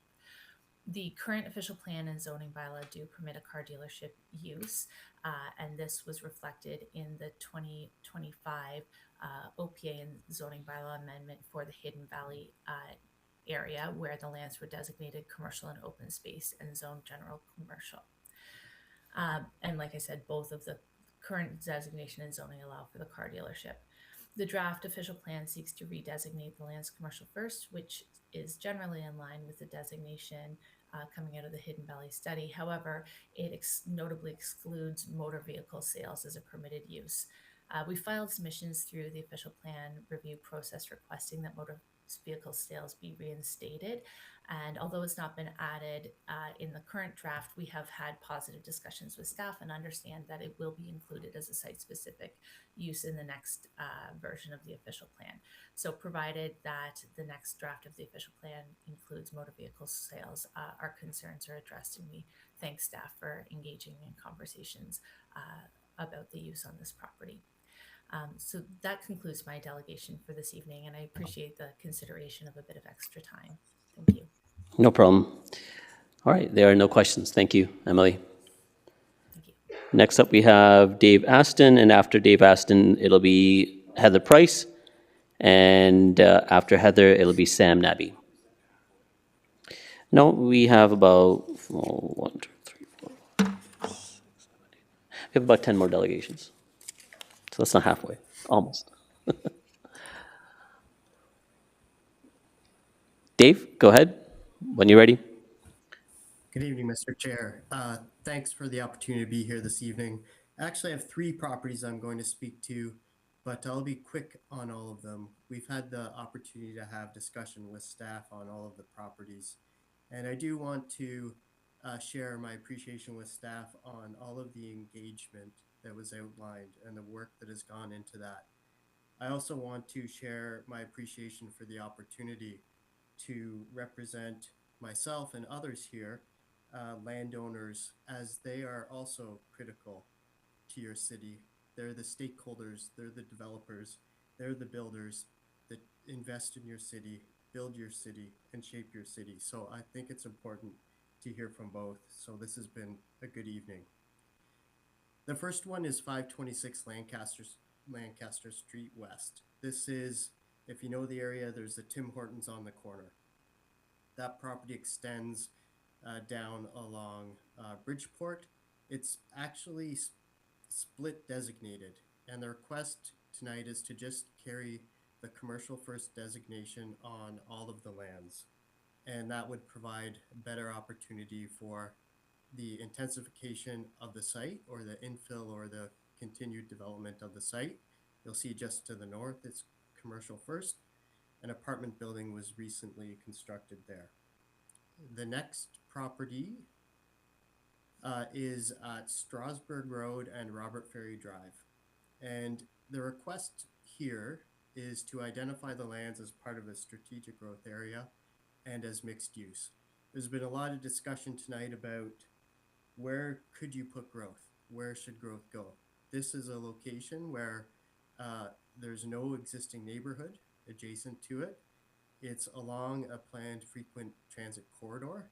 It's along a busy planned arterial, Strasburg Road. It has the hydro corridor, which will contain a spine trail network.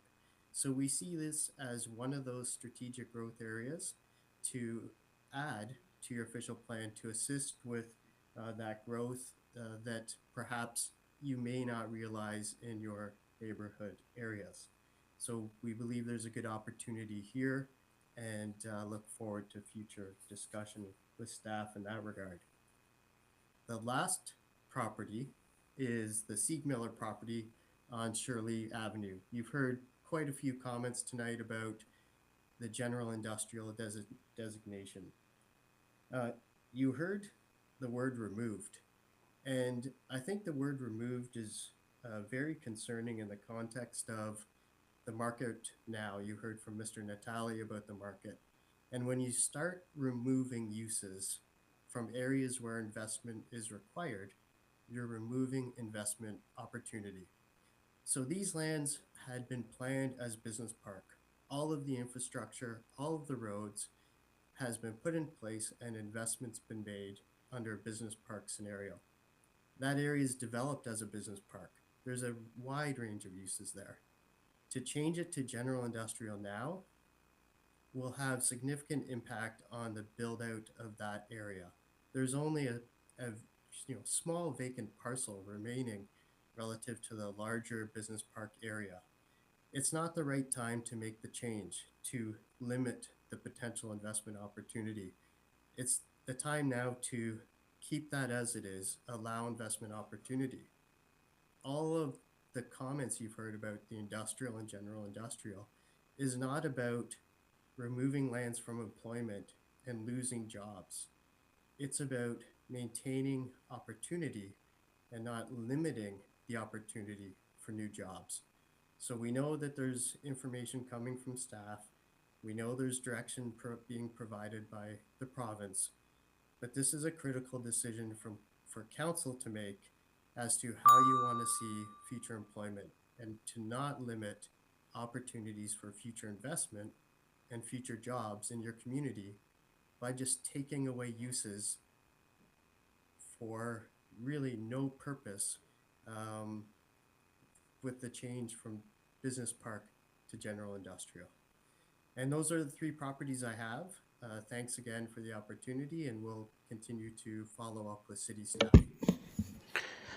Thank you, Dave. There is a question of you from Councillor Davey. Yeah, hi, Dave. Just wanted to clarify, I think it was 526 Lancaster, where the Tim Hortons currently is. You said it was split. What is the split? You said you want the whole thing to be commercial. But can you identify the split for me? I haven't looked into this one. Commercial first is the Tim Hortons portion, and flexible industrial, or the innovation. I actually don't have my slide right in front of me. I believe it's the innovation employment that's the back half. At the back. We're just looking to have the commercial first across the entire portion of the site. Okay, that's all. Thank you. Please continue with staff. Thank you. Thank you. Thank you, Dave. There are no other questions of you. Thank you for presenting. Thanks. Have a great night. Committee, this is a good almost halfway point. If you like, we can take a quick 5-minute bio break, and then we can reconvene. So 5 minutes.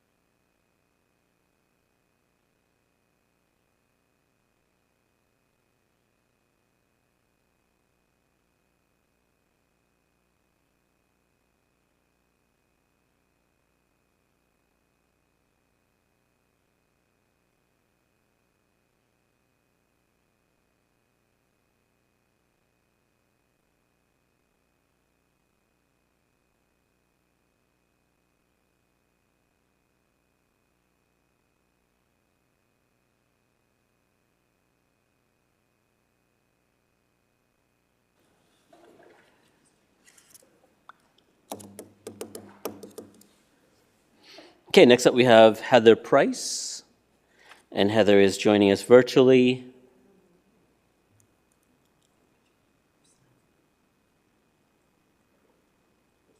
Hi, Heather. Sorry to make you wait. Can you hear us okay?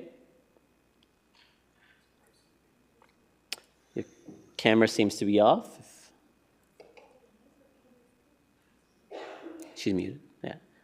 Heather, if you can turn your mic on, please. You're muted.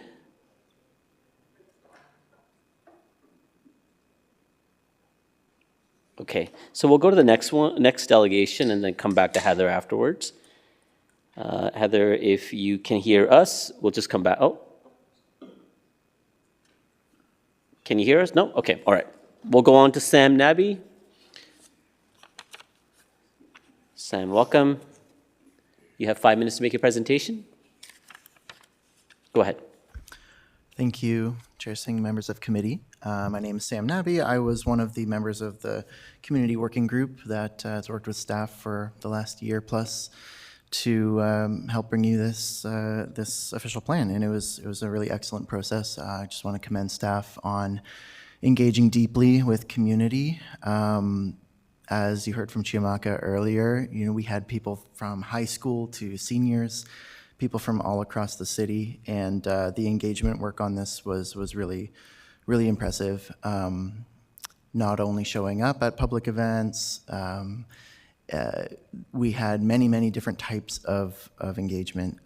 We had our committee that met regularly. They sent us away with questionnaires to have meetings in our neighborhoods with our networks and our friends and families. And the report that is here for your consideration is a result of some very impressive and very thoughtful engagement, and I just wanted to highlight that.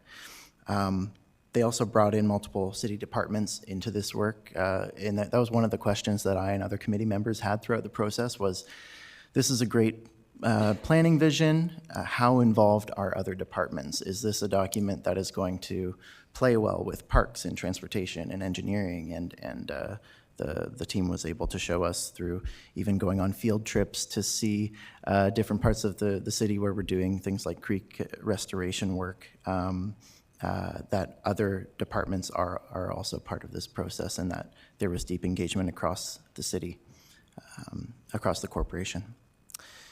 I'm impressed and acknowledge that one of the first things brought to us as a committee was that we will be protecting the countryside, that these policies are still core to the official plan, and that there are multiple paths to growth. The over-reliance on a nodes and corridors model has been a detriment in some ways. And this plan helps to broaden the types of tools that we have to manage growth. So when a lot of growth is concentrated in a central corridor or in specific downtown areas, that really creates a lot of pressure and a lot of demand for well-resourced developers to come in and try to maximize as much as they can. That intense pressure in one part of the city, while having very little opportunity for redevelopment in other parts of the city, has created a situation where many people are being displaced from the central transit corridor in our region and moving elsewhere where they can find more affordable housing that has worse transit access. And so the people who may need access to better transit the most actually are being pushed out of those areas that are seeing the investment in ION, et cetera. So all that to say, this plan's focus on more growth throughout neighborhoods is a positive one. Expanding the number of urban growth areas outside of downtown and some of the areas that we've seen before is a positive one. And I also want to say that there's been a lot of thoughtfulness put to that neighborhood level growth. And in terms of the exact property sizes and what type of development could be permitted on a single lot, for example, in my conversations with staff during that community working group, they showed us how They were thinking about, families that wanted to convert their single home into a multiplex for intergenerational living. A developer that's not necessarily a corporation that owns dozens and dozens of properties, but a family that just wants to redevelop one or two properties. This is something that they could do without assembling a lot of land and without going through a lot of extra process in order to enable new housing and more choice and more different ways for people to live in our community. Quickly, I want to touch on the institutional designation. There's a really, really wonderful policy in the institutional designation that allows it to be used for affordable housing and specifically affordable housing. However, some key sites are not listed as institutional that could be. Thinking of City Hall, Kitchener Public Library, Center in the Square. So I'm not sure why those have been retained as a mixed use instead of institutional, especially in the urban core. And that's just a point that I'd like to bring up before this committee. Thank you very much for your time. Thank you, Sam. That's everyone. There's no questions? We'll try Heather again, hoping the mic works this time. Heather, can you hear us? Can you turn on your mic? I can hear you. Can you hear me now? Yes, we can hear you. Great. Thank you for coming back to me. Do you prefer keeping your camera off? Yes, if that's all right. Okay, that's fine. Go ahead. Okay, thank you. And good evening, members of council, Mayor Verbanovic, staff, and meeting attendees. My name is Heather Price, and I'm a planning consultant with GSP Group, delegating tonight on behalf of our client, Schlegel Urban Developments, with respect to their numerous land holdings in Southwest Kitchener. Vaughn Bender, Vice President of Real Estate and Development with Schlegel, is in council chambers and is available to answer any questions you might have relating to this delegation or their properties and interests. While I've registered as a delegate for Schlegel as a single delegate, they own dozens of impacted properties, so I hope you'll indulge me with a few additional minutes to address our concerns with the draft official plan. I want to start by first acknowledging that there's many positive moves in this new Kitchener 2051 draft document. We also appreciate that staff have made changes in response to comments that we made on the previous draft. However, there are important aspects of our comments that have not been addressed. We intend to meet with staff in the coming weeks to discuss Schlegel's interests in greater detail, but there's several aspects of this April draft that are of significant concern to Schlegel. So my delegation tonight will focus on Schlegel's top 3 concerns. First is the lack of flexibility in the mixed-use designation with respect to commercial land uses. The mixed-use policies need to provide flexibility to allow for the mixed-use vision to be realized over time. It should allow for the continuation of commercial that's already there today and the establishment of new commercial uses incrementally over the next 25 years. The OP takes a really strong stance against things like gas stations and drive-thrus and doesn't permit them in mixed-use nodes, which are often the commercial hub of local neighborhoods. So we think this undermines the vision the city has for complete communities, as those form part of a complete community. We recognize and appreciate that these uses are car-oriented in nature, and because of this, they're thought to be at odds with the vision of a pedestrian-friendly and human-centered environment where cars are to be discouraged. However, this vision doesn't seem to align with the changing realities of the commercial landscape, which has trended to greater reliance on automobiles rather than less. We see delivery services becoming the norm, from Amazon and DoorDash deliveries generating vehicle trips throughout residential neighborhoods all the time. We need to provide policies that provide flexibility to the commercial sector so that they can adapt to consumer needs. We encourage the city to provide policies that foster and support commercial adaptability rather than policies that unduly limit where and in what form a business can operate. Next, and most concerning to Schlegel, is what constitutes down designations, and that's removing land use permissions on their properties, particularly because those changes seem to be made without policy support or adequate justification. Former council decisions on Schlegel's lands seem to have been disregarded in the proposed policies. A few specific notes here for council to be aware of. One is the corner of Fisher Holman and Bleems. The current policies there permit for, unlimited height, provided that the proponent can demonstrate no impacts. In the November draft of the official plan, these were designated mixed use B for up to 28 stories. And now in this latest draft, curiously have gone down to neighborhood, capped at 6 stories. We understand this is based on the new set of criteria for strategic growth areas, but we haven't been privy to that assessment, and we have heard a few delegates tonight that have raised concerns, and I would suggest that it needs to be revisited. Williamsburg Town Center is commercially zoned, and through the implementation of updated zoning a few years ago, Council directed by resolution that the updates to zoning would not remove existing permissions, but the proposed redesignation to mixed use is proposing to remove certain permissions. Lastly, in May of 2019, Council resolved that the proposed zoning for the Rosenberg secondary plan properties and a future stage of the zoning bylaw be less restrictive than the current zoning outlined in 85.1. So we know this isn't a zoning process, but the zoning is required to conform to the official plan. And so we're raising these concerns with the emerging policies in the OP because they're going to set the stage for more restrictive zoning. I have a little bit more here, if you'll allow me. How much more do you have? I have one more key area and a couple of examples of that for Schlegel. And If then you can I'll wrap be up able to quickly, wrap though. it up. Thank you. Go ahead. Absolutely. Lastly, I think we're seeing some missed opportunities. We've heard from a few delegates this evening as well that about the housing crisis, and the question has come up, if not in the stable neighborhoods, then where?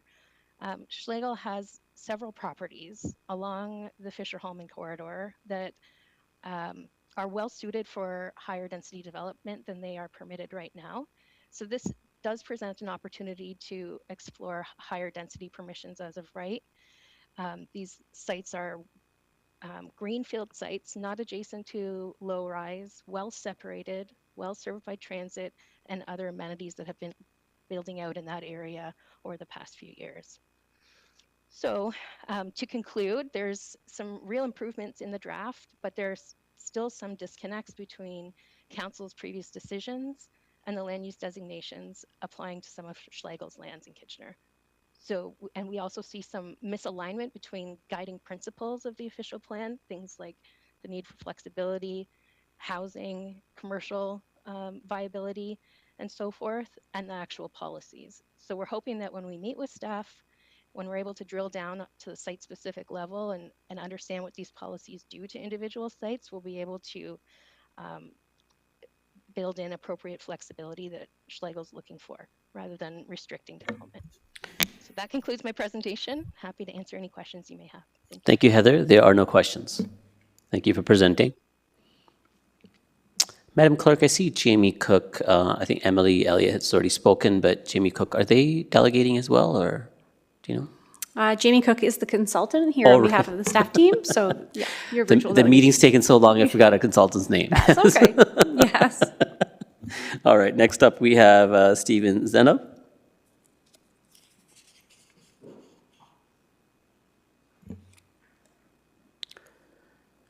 Mr. Zenov, you have 5 minutes to make your presentation. That's great. Hi, I'm here to give input very generally. It is important as this plan is being finalized to prioritize higher density residential zoning. All economic arguments for many reputable economists say that an increase in housing supply will decrease housing costs and decrease rent. Housing and rent are commonly said to cost up to a third of people's budgets, which is huge. The more we can decrease the cost of housing and rent, the more people will be able to thrive in every other way. By lowering rent, we improve people's material conditions directly. People have more money to spend to pursue artistic, technological, social, and all other endeavors. These improve the culture of the city as a result. Economically, reducing that cost means that more businesses will want to be here, more people will want to be here, and we thrive socially and economically. There's a very clear and widespread consensus. Again, basically any accepted economic theory recognizes it. By increasing the housing supply, the housing costs and rent go down. Luckily for us, as long as housing is zoned appropriately, businesses will jump at the opportunity to build more residential properties. They're willing to put in the monetary investment, and the demand is already there since everybody wants cheaper housing. All we have to do is zone it accordingly, and zoning it appropriately means to allow for more higher density residential zoning. Note again that this is not just a moral argument. The social interests of people come first, but even if we looked at the other side of the interest, the argument is the same. Even those who own land would benefit from it. As the density of people increases, the price of land per square meter also increases. Land where you can build a house is worth a lot of money, but land where you can build a big condominium is worth significantly more. So everyone who already owns land in these areas would be handsomely rewarded by such a policy change as well. And again, it's well-established economic consensus. So improving people's material conditions is the first priority, but this is something with clear support from all main schools of economic thought, and it's only clouded by infighting and distraction or special interests. So changes in city zoning in the past number of years have reflected this. The city is moving in the right direction on this issue. However, I just want to say, keep it going, don't slow down, turn that walk into a run. So as this plan is being finalized, keep that in mind, because these basic fundamentals are what drive the most growth and success in the future. Allow more and higher density residential zoning so that housing becomes cheaper for people. Also, another delegate mentioned earlier the attitude of yes in my backyard. I think that's great to have. That's it. Thanks. Thank you. There are no questions. There are no questions. Thank you. Next, we have Richard Kelly Ritz. Welcome back, Richard. As you know, you have 5 minutes. Thank you. Good evening, members of committee. My name is Richard Kelly Ritz. I'm a senior planner with GSP Group here in Kitchener, and I'm here representing one of our clients, Auburn Developments, for their master plan community known as the METS, or the Schneider's Plant redevelopment. As council is likely very aware, this significant master plan redevelopment is planned to consist of just under 4,000 units across 15 or so development blocks on 27 acres of land that formerly housed the Schneider's Plant redevelopment. This site is among the most significant redevelopment sites in Kitchener and will contain a mix of unit sizes, land uses. There'll be some commercial development on the site, some park spaces, and trails through the land, and all on a site that's in close proximity to the LRT stations as well. Just before getting into the comments on the official plan, I can give a brief general update on the status of the development on that site. So as you may have seen driving by the site on Cortland, the first phase is currently under construction. There's some cranes there. That'll be 3 8-story buildings, about 550 or so units across those 3 buildings. Auburn obtained their building permits last year, and if all goes well, they hope to get occupancy for those first residents to move in next summer of 2027. Despite the ongoing water capacity constraints in the region right now, Auburn continues to move ahead with other phases of the site. Notably, they plan to move forward with commercial development in one of the existing buildings that's on Cortland, near Cortland and Borden. This year to start the planning approvals process for that, along with one of the residential blocks further back in the site. So bringing this onto tonight's topic on the draft Kitchener 2051 official plan, we've worked with staff over the last number of months since the process has started to draft and refine a site specific that would apply to the METS property that will be very consistent with the council approvals for this site that were established around 2023. So Auburn is not looking for any additional permissions beyond what's already been established through that initial approval, just looking to maintain that, and we're continuing to work with staff to refine that site specific for the site. This will help maintain consistency for Auburn. As I'm sure council can appreciate, it's a significant project that will be built out over 10 plus years, and having consistent planning approvals in place over that time period is very important for them. So those were our main comments. We can provide some more just general commentary on more structure of the official plan in general in terms of the draft that's been shared so far, particularly in light of some recent recent provincial legislation that's been just tabled in draft format over the last couple of months. One of the key signals the province has continued to direct is just working towards a more streamlined official plan framework, along with refining the list of studies that can be required through planning applications. So again, this is all still drafted by the province. Nothing's been implemented yet. But more just to note for council's information that there might have to be some changes in either in the next draft or following approval, depending on where that provincial documents go. The current official plan does contain, the draft does contain some more prescriptive policy direction related to matters such as urban design and energy transition policies that may be slightly out of sync with the direction that the province is going. So that's just something to keep an eye out and be aware of as the project moves forward. This is more a general comment for Auburn as well. Just having an official plan that is less prescriptive can really be a helping tool for a smooth and efficient development approvals process, which can ultimately help the city maintain their competitive advantage when it comes to that, both here within the region and in the province more broadly. Thank you. Great, thank you. Thank you for your presentation, and I don't see any questions. Next, we have Chintan Patel and Raman Kankun.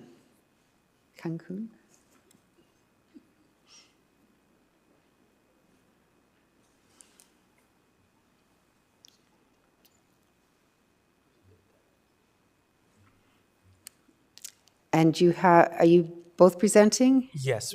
we're Like both 5 presenting. minutes each, or? No, I think we should be able to get it done within 5 minutes. Okay, go ahead. Thank you. Good evening, members of the council. My name is Chintan Patel. Together with my colleague Raman Kunkun, I am one of the principal owners for the land assembly at 239 to 251 Mill Street. Thank you for the opportunity to speak tonight. Raman and I will be sharing this delegation. I will cover our opening points, and Raman will follow up with the remaining points and our closing. We are here to ask the council to redesignate our lands from mixed use A to mixed use B in the final official plan. Our request is simple. We believe mixed use B is the better fit for the site. This is a large, well-located assembly on an important corridor. It is beside rapid transit. It directly abuts Charles Best Park. It is across the lands already planned for more intensity, and it is a site that can realistically move forward in the near term. We heard some previous delegates both for and against intensification. We believe Mill Street corridor is rightly suited or conducive for intensification because of its close proximity from the PMTSA area. Some points I would like to make is, first, this is a strategic location for intensification, and it's right next to the high order transit, existing infrastructure, and community amenities. If the city wants more housing in the right places, this is exactly the kind of site where that should happen. That is why we believe mixed use B is more appropriate than mixed use A. Charles Best Park is one of the strongest reasons to support mixed use B. These lands abut right next to the park, and it has the possibility to give direct access to the park as well, and that gives future residents immediate access and a major benefit. This is not just a housing site. It is a site that can also create a better public relationship to the Charles Best Park. It is about adding housing in a location where residents can directly benefit from a park next door that makes this site especially well suited for additional intensity. Because of the size of this land assembly, there is an opportunity here not only for housing, but also for parkland dedication and improved public access to the park from the Mill Street. It could create a wider pedestrian corridor into the park rather than the park feeling hidden from behind the private lots. That is an important public benefit. It means development here can do more than add housing. It can improve more people reaching and experience the park from the street. That is another reason why a broader and more flexible designation like mixed use B makes sense. I will now hand things over to my colleague Raman, who will talk through the remaining points. Thank you. Thank you, Chintan. Good evening, Mayor and Member of Council. My name is Raman Kunkan, and I'm also principal owner of the land assembly at 239 to 251 Mill Street. I'll pick up where Chintan left off. Mixed-use B would create a more balanced corridor. Third, mixed-use B would create a more balanced and more logical planning framework along Mill Street. The lands across the street are proposed to be designated mixed-use C, which is the most permissive mixed-use designation in the draft official plan. It does not make sense to plan for the greatest intensity on one side of the corridor while limiting other side to the mixed-use A. That creates an uneven corridor. Mixed-use B is the more reasonable middle ground. It better reflects the fact that this site is on an intensification corridor and should play a stronger role than mixed-use A allows. This site can actually deliver housing in the near term. Fourth, this is not just a long-term or theoretical growth site. It is a site with a real opportunity to move forward. The lands are assembled. They are currently residential parcels. They are actively being advanced for redevelopment. That matters. One of the key questions for the city is not only where the growth should go, but where it can actually happen in a practical timeframe. The material note that lands across the street are largely industrial and commercial in nature and may require more extensive site preparation before redevelopment. By contrast, our lands are assembled, residential parcels, and are positioned to move forward sooner. That means that the site has the potential to contribute to housing supply in the near term. We believe the official plan should recognize and support sites that can actually help the city deliver housing sooner, not just later. Mixed-use A is too limiting for this site. Mixed-use A does not fully reflect the site's location, park adjacency, corridor role, or development potential. It's too limited for a site that is directly beside rapid transit, directly beside a public park, or on an evolving corridor large enough to create meaningful public benefits through redevelopment. Mixed-use B is the better fit because this site is beside transit, beside a public park, and capable of moving forward in the near term. Important clarification. I want to be clear about one point. We are not asking council to approve a building tonight. We are asking council to put this site in the right policy framework. The details of the design, build form, compatibility, parkland dedication, and public access can all be worked through in the development review process.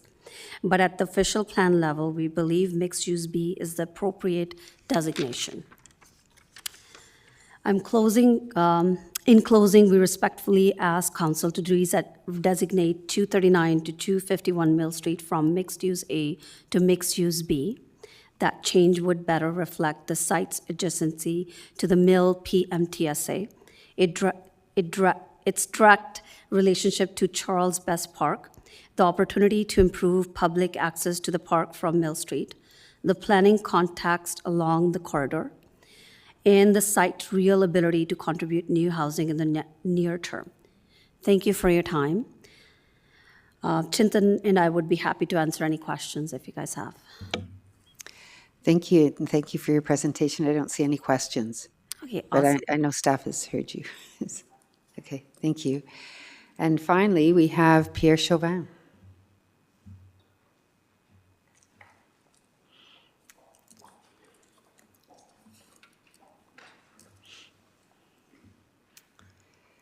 And you have 5 minutes. Did I hear you say finally?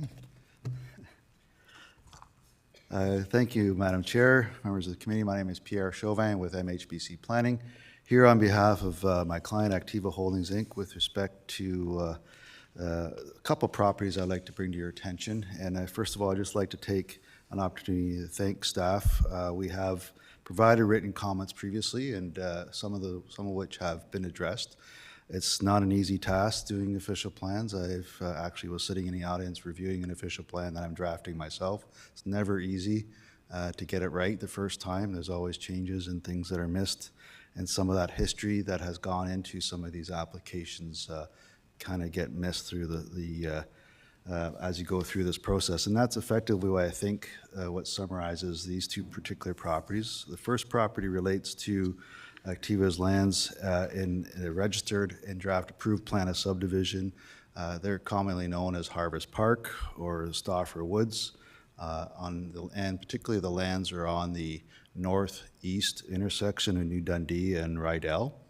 And they have been historically designated as mixed use. Going back to the OMB decision of 2008, these lands were specifically designated as mixed use to provide for a mix of uses, residential and commercial, and within mixed buildings. That was then carried forward in 2014, and your latest official plan, again, lands are designated still to this day as mixed use, again, to encourage a mixing of uses. Now we find sort of what I would consider perhaps an erosion of sort of that direction, which was intended for mixed uses, which provided for residential, to a commercial first designation, which I would suggest only provides for, it may provide for residential. So it's not an 100% assurance with respect to the policies. So I would certainly request that staff be directed to go back. In particular, I'm referring to policy 11.72, where residential uses may be permitted only in conjunction with commercial uses. And I find that wording a little troubling in a sense that it may be used. The intention all along for this particular don't want to use the word node, but this intersection was that it was intended to be a mixed use, and these policies are somewhat concerning. Certainly hope to work with staff. We understand this isn't the end of the road, and we hope that we can come to some resolution with respect to that. The second property, if you can put up the second image, relates to 495 Huron Road. And again, you've heard my partner, Ms. Sinclair, speak to the lands in the same node, which was the sort of the missing node, so to speak, that wasn't carried forward. And these lands are also part of that same node. And in fact, they're site plan approved for a 10-story apartment.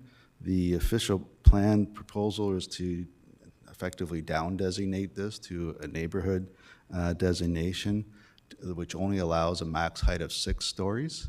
So we're not only zoned, but we're also site plan approved to permit 10 stories. But the intention for this area was that it was part of a node.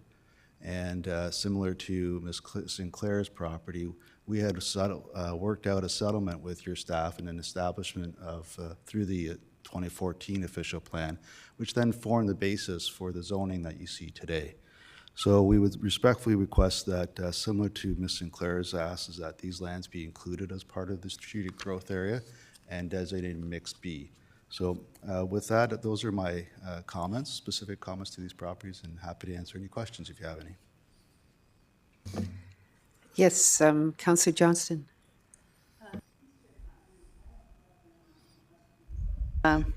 Sorry, thank you. I don't know if my question is of Mr. Chauvin or whether it's a point of clarification from staff, but I'm wondering about the red line on the map and what that is delineating. Can you explain that? Which map? The one that was just up there. Just up, okay. It's, well. Like, is that, I'm is looking that at it. countryside line on the other side of it? Sorry, me? No, that is Huron. The black line on that plan is Huron Road, but the red line is simply to delineate the property Oh, that's boundaries. just, okay, because there was green inside and outside of it, so. There's, when we're zooming in at that resolution, there's Okay. not exactly aligning, but I think Thanks for that clarification then. Thank you. And those seem to be that's the only question, so thank you for coming in. Okay, so now we could go to questions for staff if there are any, or if we just want to move on. Doesn't look like there are. Yes, there are questions for staff. Okay, Mayor Banovic. So thank you very much. So I'm wondering if staff can just I mean, we obviously heard a number of issues that were identified tonight. Councillor Johnson raised a number of items that she has requested that staff take away and look to address the concerns that we heard from several Westmount neighbors, but we obviously heard things from a number of other applicants. What will sort of be the next steps between now and when the formal public meeting will take place? Yeah, just want to have some clarity on that, and I'm sure others who have left already are probably still watching, hoping to get that clarity. So wondering if staff can speak to that.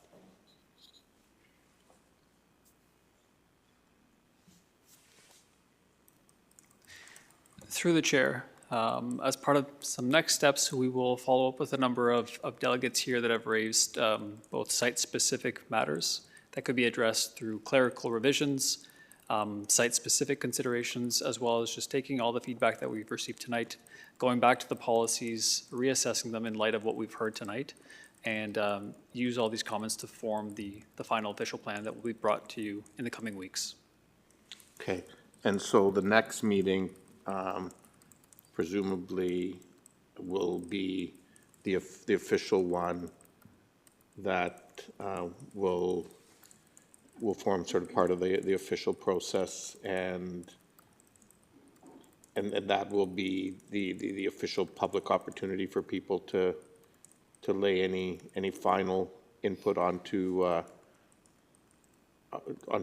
into the discussion for council consideration. Through the chair, that's correct. Okay. And beyond the sort of request for follow-up on Westmount, is there anything else that staff would need tonight to get any further clarity or direction from council, or do you have what you need?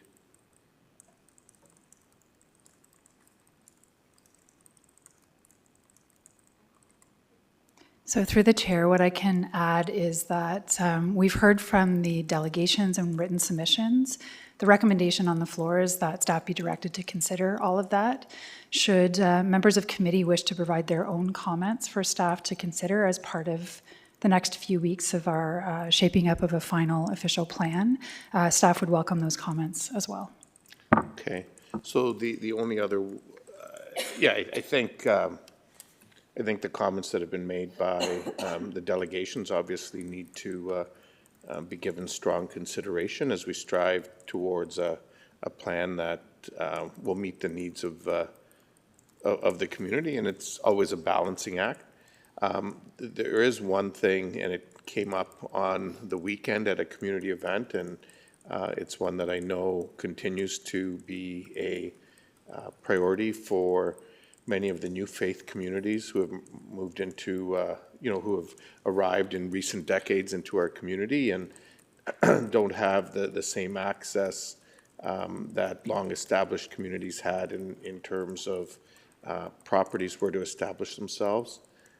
I'm not sure we're quite there yet, quite frankly, in terms of what I've seen with respect to the report, and in a way that's going to help make that situation any better. And so I would ask that staff go back and take a look at that, because I think that's going to be quite frankly, from an equity point of view, I think that's going to be key, so that we make sure we just reflect the new reality of our community going forward. So that would be my one request over and above the ones that have been raised, and I'm glad that Councillor Johnson put on the table what she did this evening, because I think that needs to be given strong consideration. Okay, thank you. Councillor Johnston. Thanks, Chair Chapman. And just to clarify with from the planning team and to follow up on what the mayor had asked then. So the points that the direction that I put forward for Westmount, the 4 points that they had made, do I need to read them again, or since I've already done that, you've got them? Perfect, thank you. Thank you. Councillor Davy? Yes, thank you. Based on the mayor's comments, I don't have to go through my list here because I get staff's going to be addressing all of those. The only thing I did want to ask, though, in advance is the only significant deviation I've heard so far from committee is indeed the recommendations going forward from Councillor Johnston. And I guess she's trying to address the community's hopes in that area. But I just want to ensure, because I don't understand the quantum of difference, that when it comes back, it's made clear to a committee what it means in terms of reduction, in terms of population, for example, and where, and do we have to address that elsewhere, and how that might be addressed elsewhere. So that's the only question that I have, I think, that I would add in terms of analysis. But thank you for the good work. Did staff want to speak to that at all? No? Okay. Councillor Snyder. Thank you, Chair Chapman. We certainly heard from delegations tonight who came out, but I know we've done a lot of engagement and we've got a working group. I just want to make sure that all voices are heard. I think sometimes people would come in and delegate, or they'll give engagement, and if we don't do exactly what they want, they might say that they weren't listened to or they weren't heard. I would imagine that there are some different opinions than what we heard tonight from the West Mountain neighborhood, based on what we heard when we were dealing with 660 Belmont, that some people were actually looking forward to being able to remain in that neighborhood as they downsized, and they could stay near all the amenities and nice things that they enjoy in that neighborhood. So I guess I'm just asking for reassurance that all voices are taken into consideration when we're building this plan.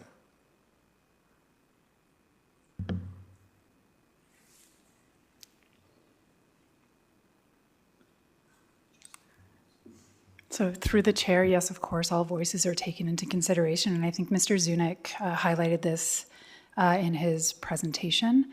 We had mentioned that, we've had, over 3,000 conversations and comments through the community. What we heard loud and clear from the community from a values perspective is that choice is number one. We love our neighborhoods. We want to continue to love our neighborhoods and be able to live where we choose throughout different stages in our lives. And we would prefer not to leave our neighborhood of choice to do that. And that is something that staff has taken to heart in all the drafts of the official plan. Okay, thanks for that.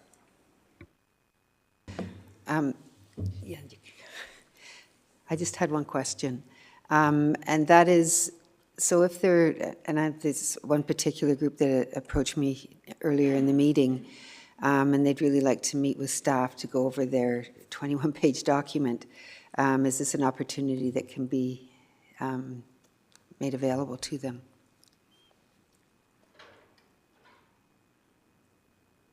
Oh, sorry.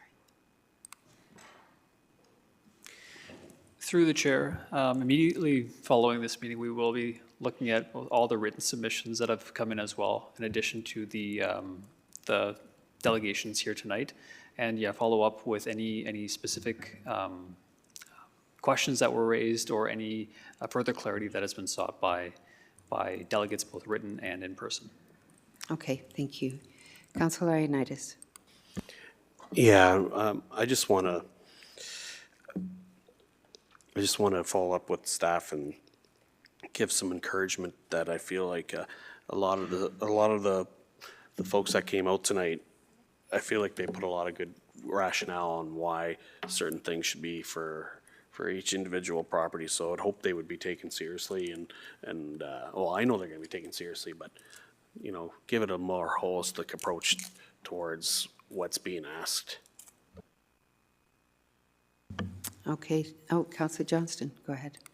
Yeah, thank you. I don't have a question, I have a comment. Is that okay? Okay, thank you. I just wanted to say a big thanks to the planning team. You have gone above and beyond in your work on Kitchener 2051, and I wanted to say thank you. I know that you've had a lot of emails, you've had a lot of questions, you've hosted a lot of events, you've held community open houses. We even had a workshop. I didn't even know that that was a word until recently, so that was really cool to walk around Westmount, so thank you.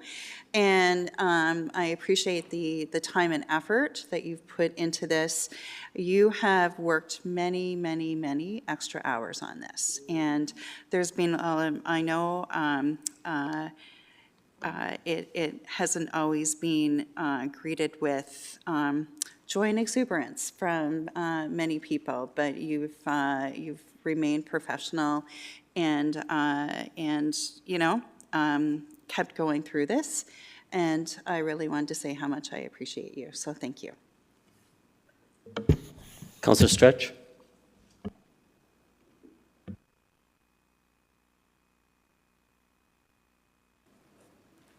Thank you. I just wanted to add my comments and encouragements. I was able to participate in some of the neighborhood and area community engagement activities. I got to come to Gocko Block with my kids and, watched a whole bunch of different neighborhoods engage and people engage in planning in a way that I think they had never thought of before, like the board game idea.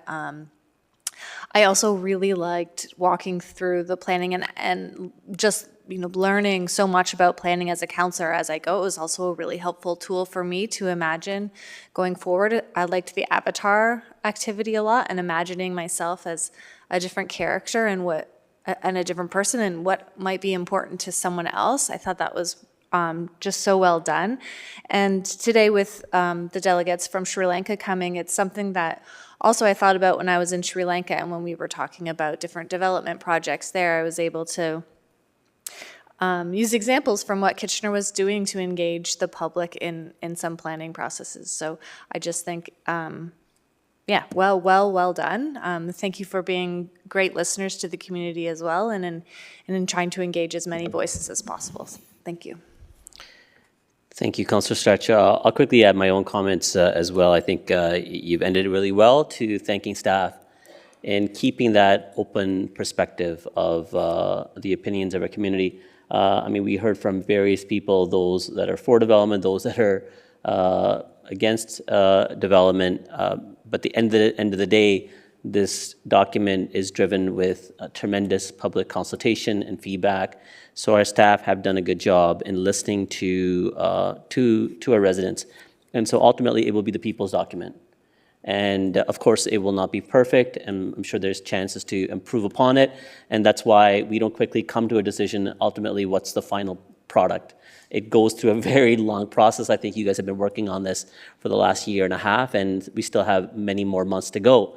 But I think it goes to show how inclusive we are of the public feedback, and more importantly, how conducive the City of Kitchener is towards development, more importantly, towards housing, and creating a diverse housing stock in the City of Kitchener. So thank you, staff, for thinking outside the box. And I think this document really does that. It makes City of Kitchener very unique. And we talk about talent attraction, and housing starts from there. And I think we're creating those opportunities for future generations. Sorry, I have a question and I had forgotten to ask it. It's just a quick one. After my comments, I thought I I was going to know, your comments were spectacular. I was trying to put a bow on this. Sorry Okay, to bring but anyways. everybody down All right, go after your ahead. comments. Okay, all right. I was just wondering, because we will be asked, when do we think we will be coming back to council with the official plan again? You may not be able to answer it, but a ballpark would be great. John? Through the chair, we are tracking towards coming back to Committee of Council on May 25th. Thank you. Okay, so not too far. Okay, so again, the resolution is we're not giving any direct direction. It's just accepting the submissions provided on the second draft. Yes. The motion is before us. Can I get a mover? Moved by, I'll go to my vice chair, Councillor Chapman. All those in favor? Opposed? And that carries. Thank you. And that, we've already gone through the other items, and so meeting adjourned. Thank you once more to staff and the delegate. Oh, special counsel, yes. For planning, meeting adjourned. Thank you.